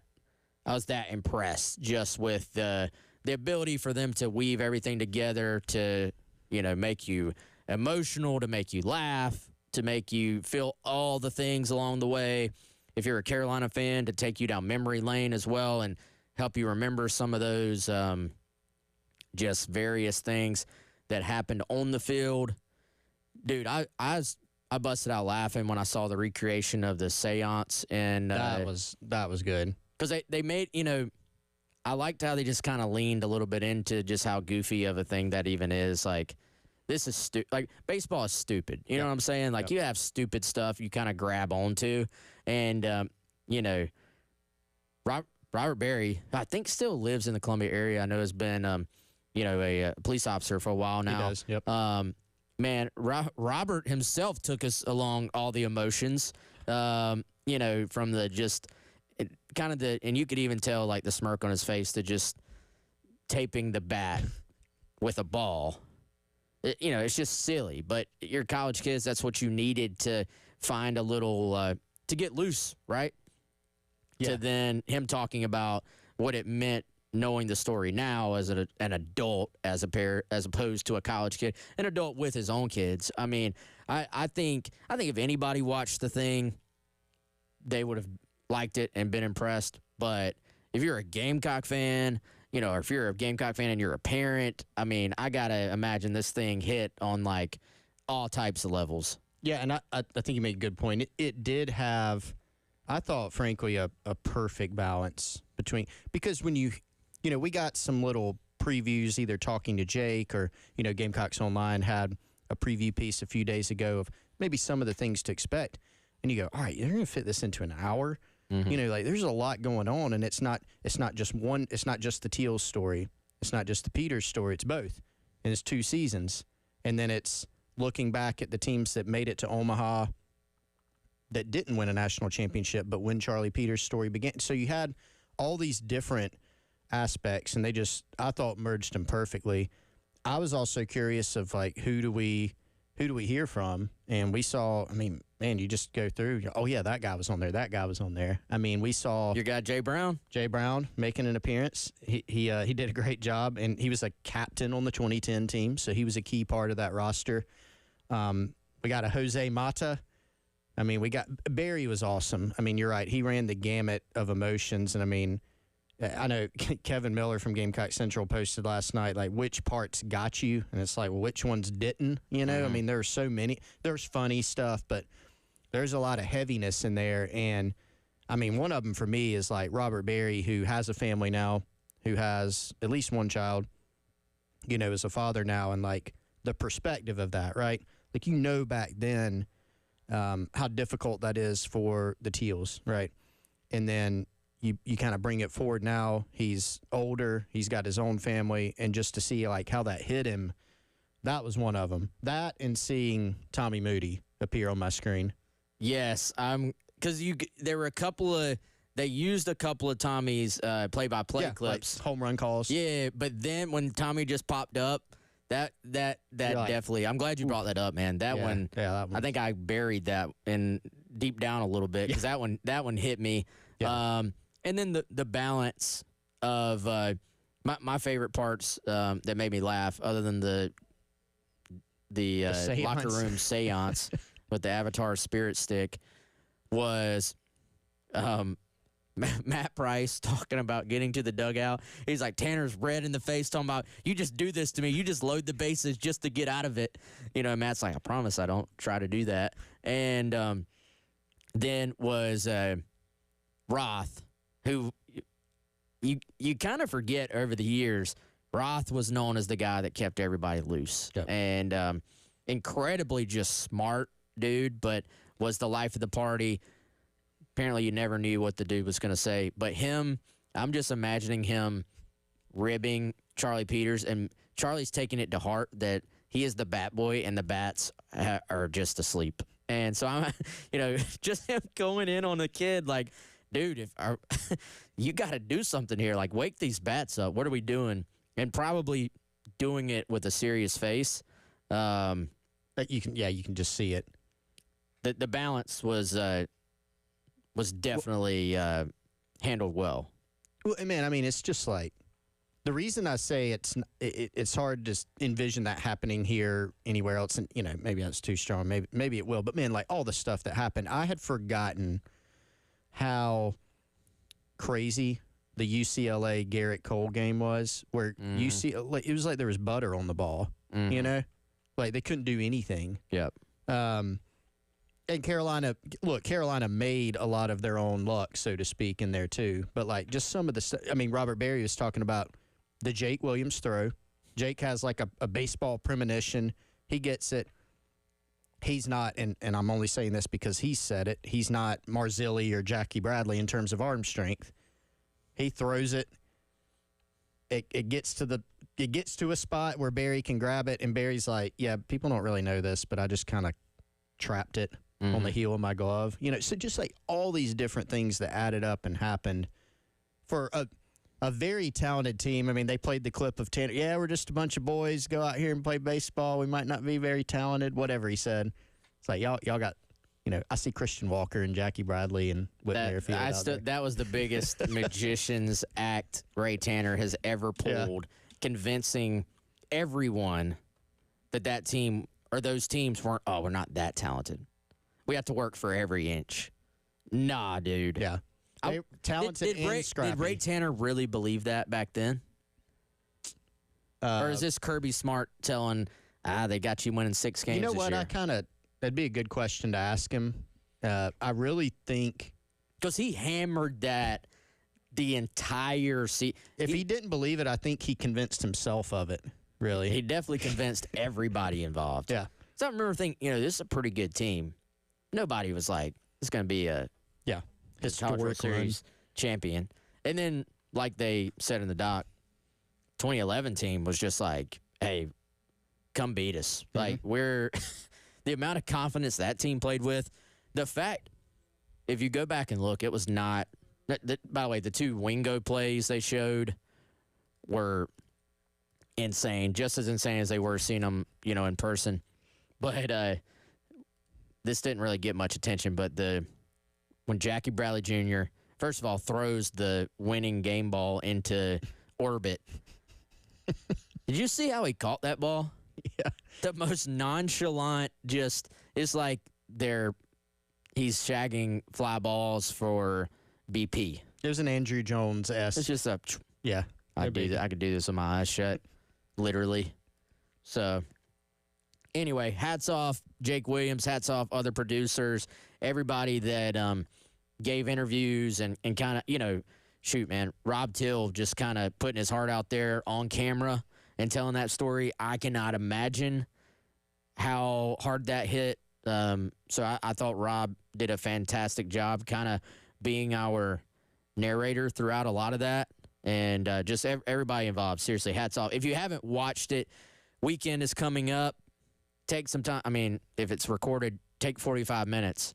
You can shoot through the ads and watch it. Promise you, if you're a Gamecock fan, if you're a sports fan, you will enjoy it. So, all right, y'all, we got to take a quick break here. When we come back, talk a little Gamecock football. On 3 and Clark Brooks, you may not know Clark's name, but you should. This guy is a college football genius. He has put out his top 100 players in college football. 2 Gamecocks make the top 10. I'm not even going to do it as a tease. You know who they are, but we will talk about what Clark said about those guys when we get back.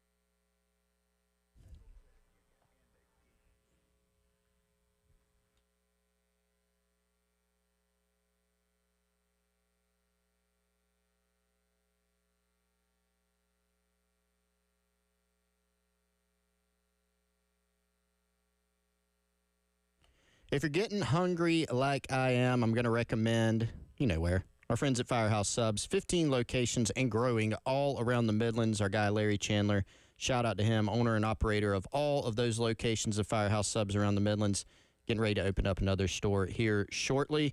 We'll tell you sometime soon where we'll be for the next live Gamecock Central Takeover Hour out on location. But for now, you know you can get all the Firehouse Subs classics that your heart desires. Or if you want to check out the new Firehouse partnership with Hot Ones, the Zesty Garlic Hook and Ladder, the Spicy Dill Hook and Ladder. That includes the Last Dab Reaper hot sauce with that marinated pickle at all 15 locations of Firehouse Subs. The hot sauce bar is back. The easiest way to order, use the Rapid Rescue to go, firehousesubs.com, or my favorite method, download the Firehouse Subs app, earn yourself some rewards on future purchases, firehousesubs.com or the Firehouse Subs app.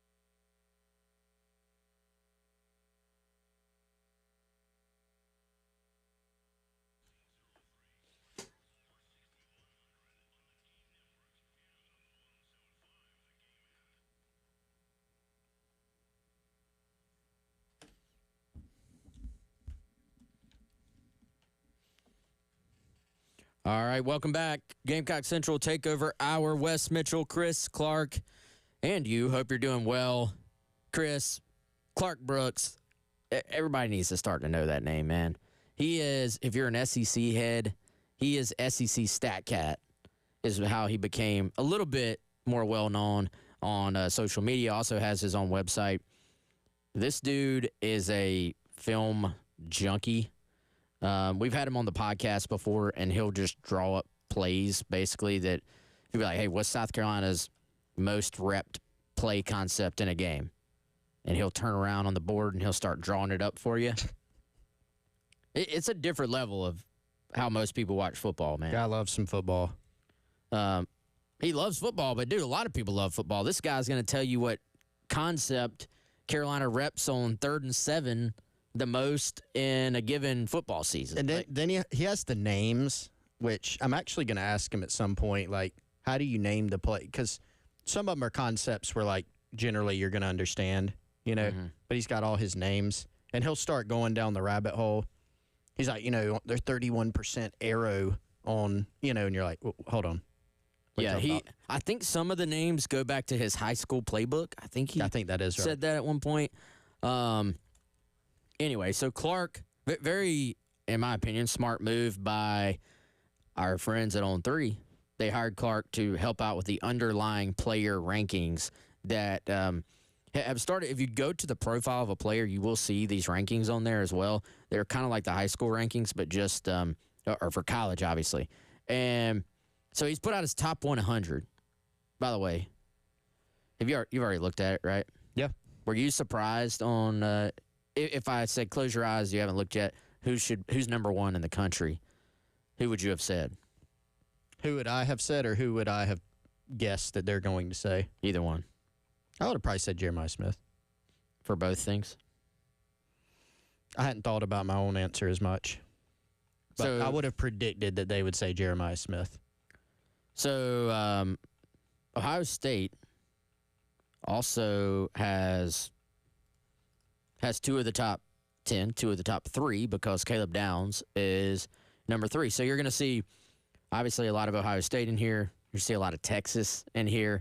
But South Carolina checking in with 2 of the top 8, which is a mouthful, man. Like, that's I know these guys are special, and we know that here locally, but for them to continue to get this type of national love, I think is noteworthy.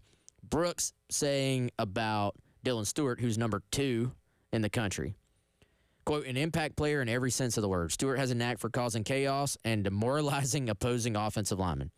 At 6'6", 250 pounds, he's the only returning defensive lineman to sit inside the top 4 in both havoc plays and PFF pass rush grade. His pass rush grade is 91.4, which is an astronomical number in PFF terms. That's me saying that, not Brooks. Back to Brooks. Quote, freakish vibes, checks out, and the rising sophomore is just getting started. I mean, cosign on all that. I mean, number 2 in the country, and there are some, incredible players on this list, and Dylan Stewart absolutely deserves to be in it, because this isn't just a list of, hey, we think these guys can be good, right? Like, here are going to be some impact players we think.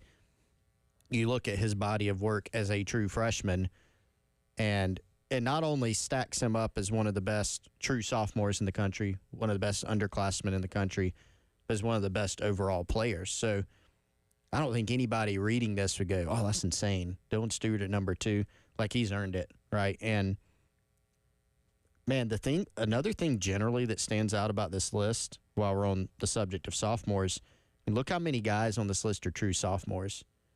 Now, On 3 called it a historic freshman class last year, and it really was. I mean, Jeremiah Smith, overall number 1 on this list. Consensus outstanding player. Sophomore. Dylan Stewart, true sophomore. Now, Caleb Downs is going into year 3. Colin Simmons, though, from Texas at number 4, true sophomore. Ryan Williams of Bama, true sophomore. Leonard Moore of Notre Dame, true sophomore. Then you got another Gamecock sitting at number 8, who's also a young player, still relatively. Yeah, and I think fitting that Colin Simmons is 4th here, with Dylan being 2nd. Those 2 guys, I feel like if they continue to make progress, I think that's an important part. They're going to have to keep growing, keep getting better. They're going to forever be linked in terms of who's the better player, because they're in the same class. They both kind of burst onto the scene at the same time. It kind of reminds me, so obviously I would say Jeremiah Smith and Ryan Williams, Ryan checking in at 6 on this list, they're forever linked. It reminds me a little bit about how like A.J. Green and Julio Jones were coming out at the same time. And there's this ongoing discussion, who's the best wide receiver of sort of that class. And they're forever linked. Several of these guys are going to be forever linked. Interestingly enough, I think even though they're not the same class, DJ Lagway and Lenora Sellers have started to become two guys that are just linked together. People like to debate who's the best. This has Lagway checking in at 12 and has Lenora Sellers checking in at 8. Here's the difference between what Brooks is going to give you and a lot of the discussion about Lenora Sellers out there. So, Brooks, little pun here aside, which we're going to forgive him on. He says Sellers puts the rec spec into spectacular. Ooh. We're going to forgive him, though. Okay. All right. Let me take a second and move past that. Post the oof gif. Oof size. Deep breath. All right. Few quarterbacks are blessed with physical tools like his. Next part's the most important. And unlike some other of those aliens of that ilk, good recovery, Brooks, he has to date shown to be a prudent, accurate passer that avoids biffs. I don't know what that word means. Avoids biffs and avoids tossing the ball into harm's way.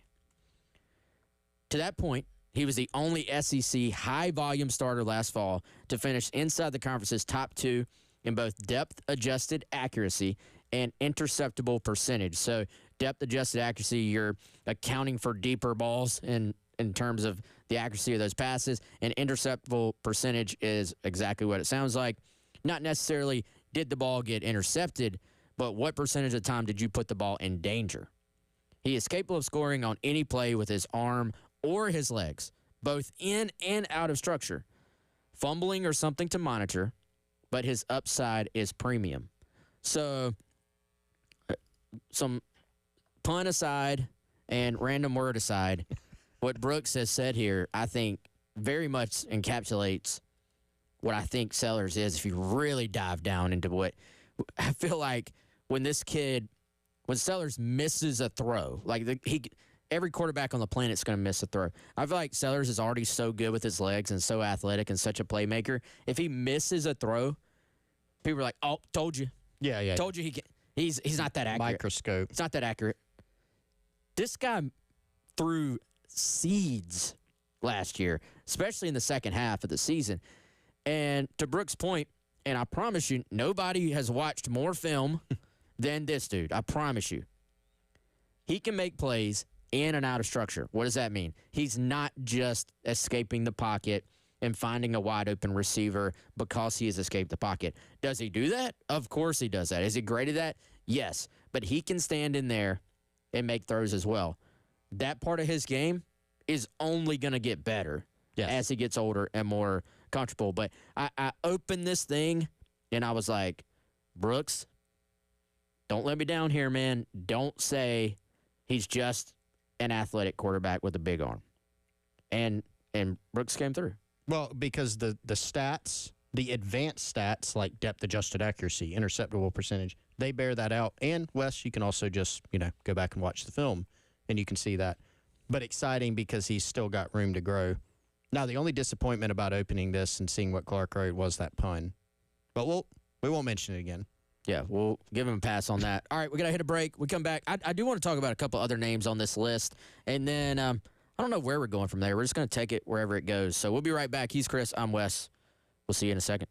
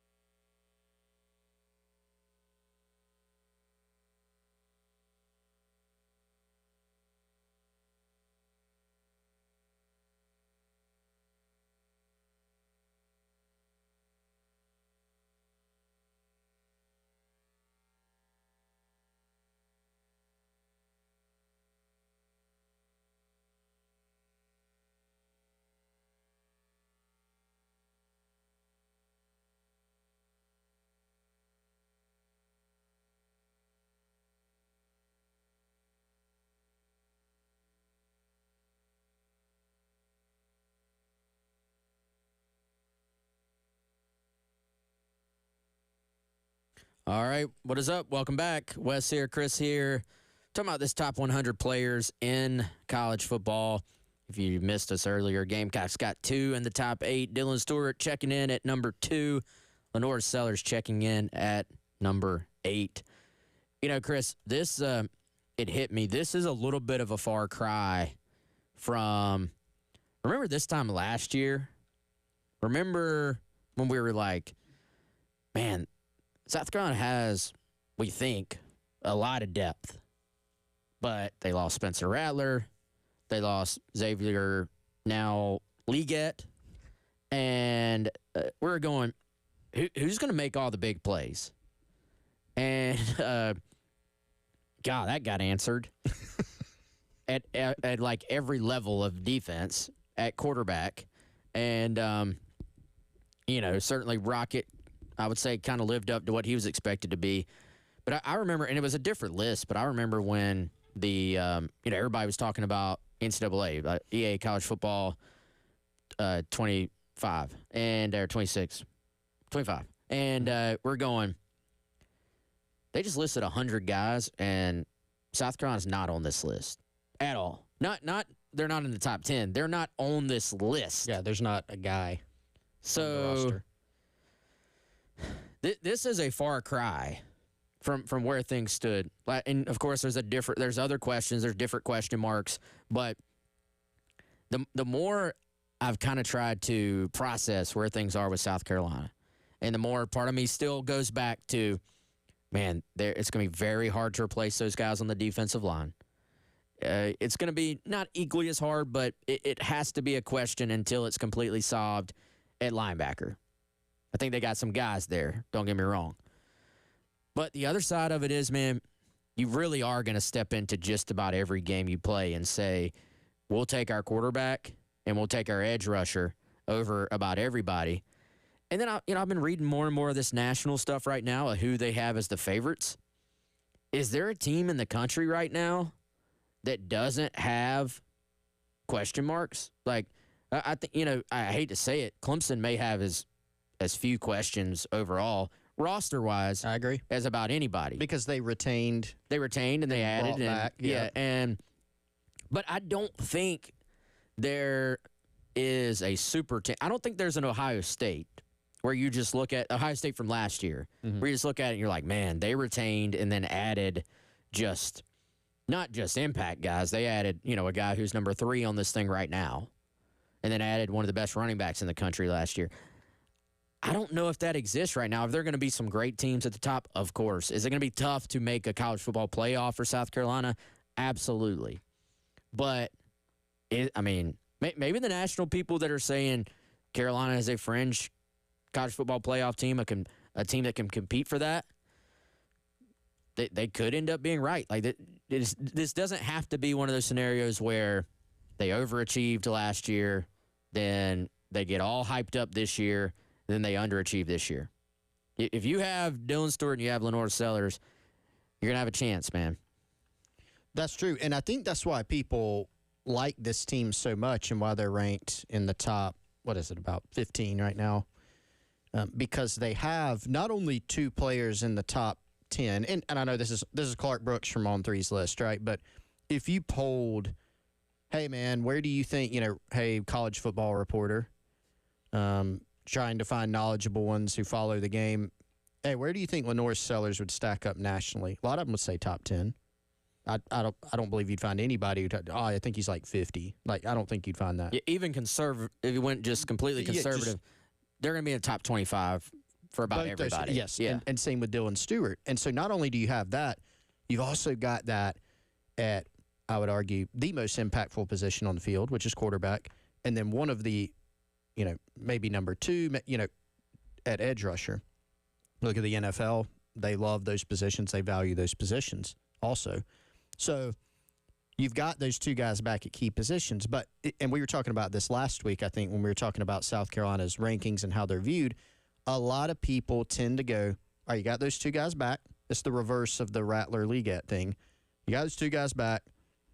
You won 9 games last year. You should probably be better or the same, But the key is, by the end of the season, how many guys do you have also knocking on the door of this list? Mm-hmm. You know, kind of the what's the middle of the roster look like? Can you answer some of the questions that you carry coming in? You know, Dylan Stewart's going to wreck shop, I think, defensively. Lenore Sellers is going to do what he does. You got to have the other pieces too, and so I think that's the question going in. But I mean, to your point, man, like Ohio State, they're the reigning champs. They're still going to have tons of talent, but they lost their quarterback. They had both of those running backs went like right in the same range in the NFL draft, and others, you know. So everybody has some level of questions. South Carolina is certainly one of them, but there's others too across the country, including some of the biggest name brand programs out there. Have you looked at the rest of the top 100? Yeah. Yep. So there's another Gamecock on here. There is. I was gonna ask who on the roster right now has the best chance to make this 100 by the end of the year. There actually already is one. Mm-hmm. Jalen Kilgore checking in at number 31. So I think another just savvy pick by Clark Brooks here, in that I don't know if you polled like random college football fan A if they would have that insight, but we've seen what Jalen can do his first 2 years on campus. I think the next question is, hey, can he elevate even more? Because if he does, he's going to maybe take away or take over some of that playmaking ability we've seen from some of the greats. Of course, Nick is the first guy that comes to mind that have made plays in that secondary, certainly last year. And so can he do that? But who, other than those three, is most likely to be in the top 100 by the end of the year? Is it Fred J.R. Johnson? Here's a good one. Is there a receiver? You know, some people on our board who have looked at this story, I think Nick Carber might be there, maybe. I think it'd be great if you have one of those receivers, knocking on the door of this list. Is Josiah Thompson in that mix? You know, as one of the country's best offensive tackles, a sophomore. You know, just went through the ringer, got thrown to the fire as a true freshman, showed some good things, has, I think, elite athletic ability. So can he take the next step? Mike Smith, you know, at tight end, high upside guy. I mean, there's a few that come to mind. Yeah, Mike Smith is one that I think maybe not everybody would think of, but man, he's got about as much upside as anybody. What about a Judge Collier? Collier. What about a Brandon Cisse? Brandon Cisse was going to be the next one I went to. Dude, I don't know if we've talked. The more you hear, you know, the funny thing about it is that during spring, you kind of try to gather information. You'll get little kind of nuggets here and there. And then after spring, maybe people talk a little bit more openly about things. And Brandon Cisse's name just keeps coming up. Mm-hmm. That guy's going to be in the lineup somewhere. So, you know, he's one I could easily see being. But I think Josiah, I think you might have nailed one there. We don't talk about the offensive tackles enough.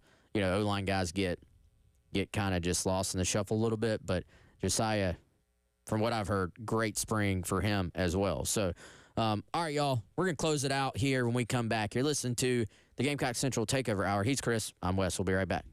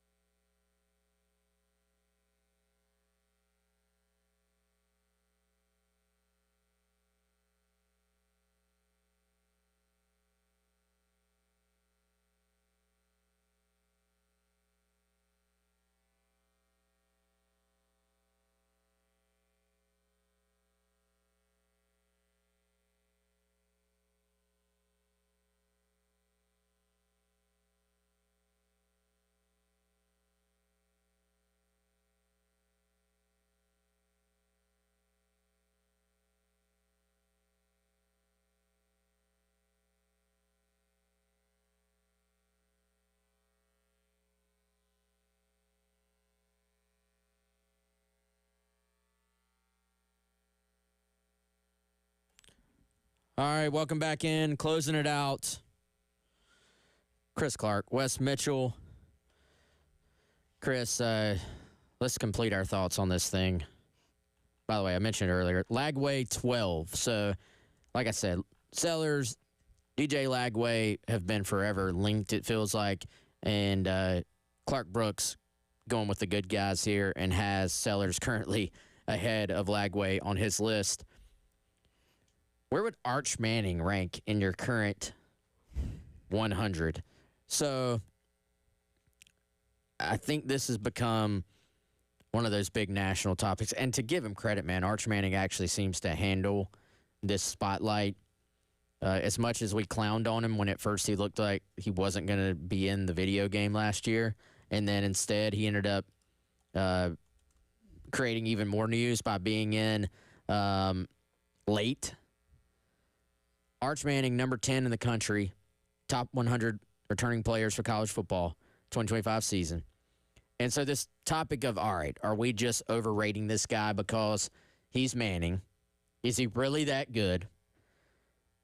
I fell firmly in the category out of high school of there's a real chance this guy could just be a bust.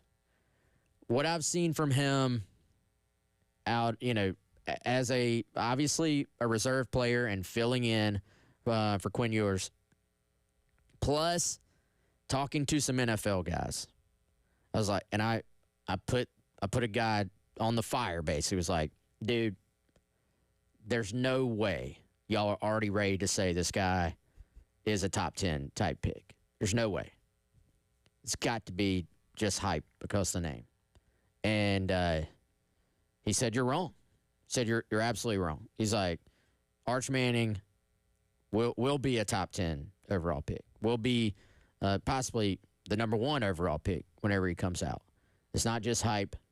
He has every tool you're looking for in a quarterback. Does he have to go play? Does he have to go do it? Of course. Quarterback inherently is a position that it is hard to hit on evaluations. It just is. But I actually think it's kind of turned where everybody is the cool thing to say, well, Arch is actually not going to be that good. I think he's going to light it up for Texas this year, man. Yeah, I think I could see that. I would not be surprised at all. In fact, I think he will. I think that's a fair prediction to make. I think there's this tension, though, putting him on this list, because if you start at number 1 and basically just keep going, all the guys on this list have done things, lots of them, It might be they've done it in 1 year, like Dylan Stewart or Lenoir Sellers. They might be multi-year starters like Anthony Hill from Texas, or, even if you go down Garrett Nussmeier, or Carson Beck, who's started for multiple seasons at the college level. He's lower than Manning, obviously, but he's up there. I think he's top 25. The tension is that Manning has been in college for 2 seasons, threw 5 passes in year 1, and last year he threw 90 passes for 939 yards and didn't start. Now, I know they had a good quarterback in Quinn Ewers. That's obvious. That explains it. DJ Lagway wasn't even a starter last year. The point is, most of the guys on this list have done the things, and you can project that they'll get even better. Arch Manning is mostly a projection. Mm-hmm. Like, we have a much smaller sample size. That said, he is very talented. Is there an element that if his name was Arch Clark, Arch Mitchell, would he be quite so high? Even if he was as highly rated? I don't know. There's a little psychological element there. Will he play up to the Manning name, though, is the question. I think he's going to be really good. For me, man, it's kind of hard. How are you going into constructing this list if you're constructing it based on this is how good these players are, like, right this second based on what they've done? I don't know if he can be top 10. He doesn't have top 10 production, These are the guys we feel like are the top 10, like, if it's kind of like most talented, we feel like this is where they're going to be very quickly, then it might be fair. It's hard. And I think Clark is trying to walk the line there. Top 100 impact players for this season. Yeah. So Yeah. you're trying to. There is some projection there. Really, with all these guys, there's a little bit of projection. Now, most of them, you're going, hey, I've seen what they can do. Even if they don't take a huge leap forward, they're going to make a. They're still really They're good. going to make a huge impact this year because I saw them make a huge impact last year. But I do. Yeah, the Manning name helps, but I think you look at what Texas has around him. Yep. And you look at what he did do in those spurts last year. And then you look at just what you have seen in terms of overall, Texas is going to have weapons. And even if you're just looking at from production, even if it was Arch Clark and he was this talented and you looked at the situation he was in and he's playing for Sarkisian, who has shown he can put together great plans and develops quarterbacks and stuff like that, you're probably going to go, hey, maybe not top 10, but you're going to go, this guy's going to have a huge year. Yeah, because he is going to have a huge impact because he's going to be the starting quarterback at Texas, and he is talented. I look no further than the fact that, by all intents and purposes, Quinn could not have come back to Texas. You know what I'm saying? Mm-hmm.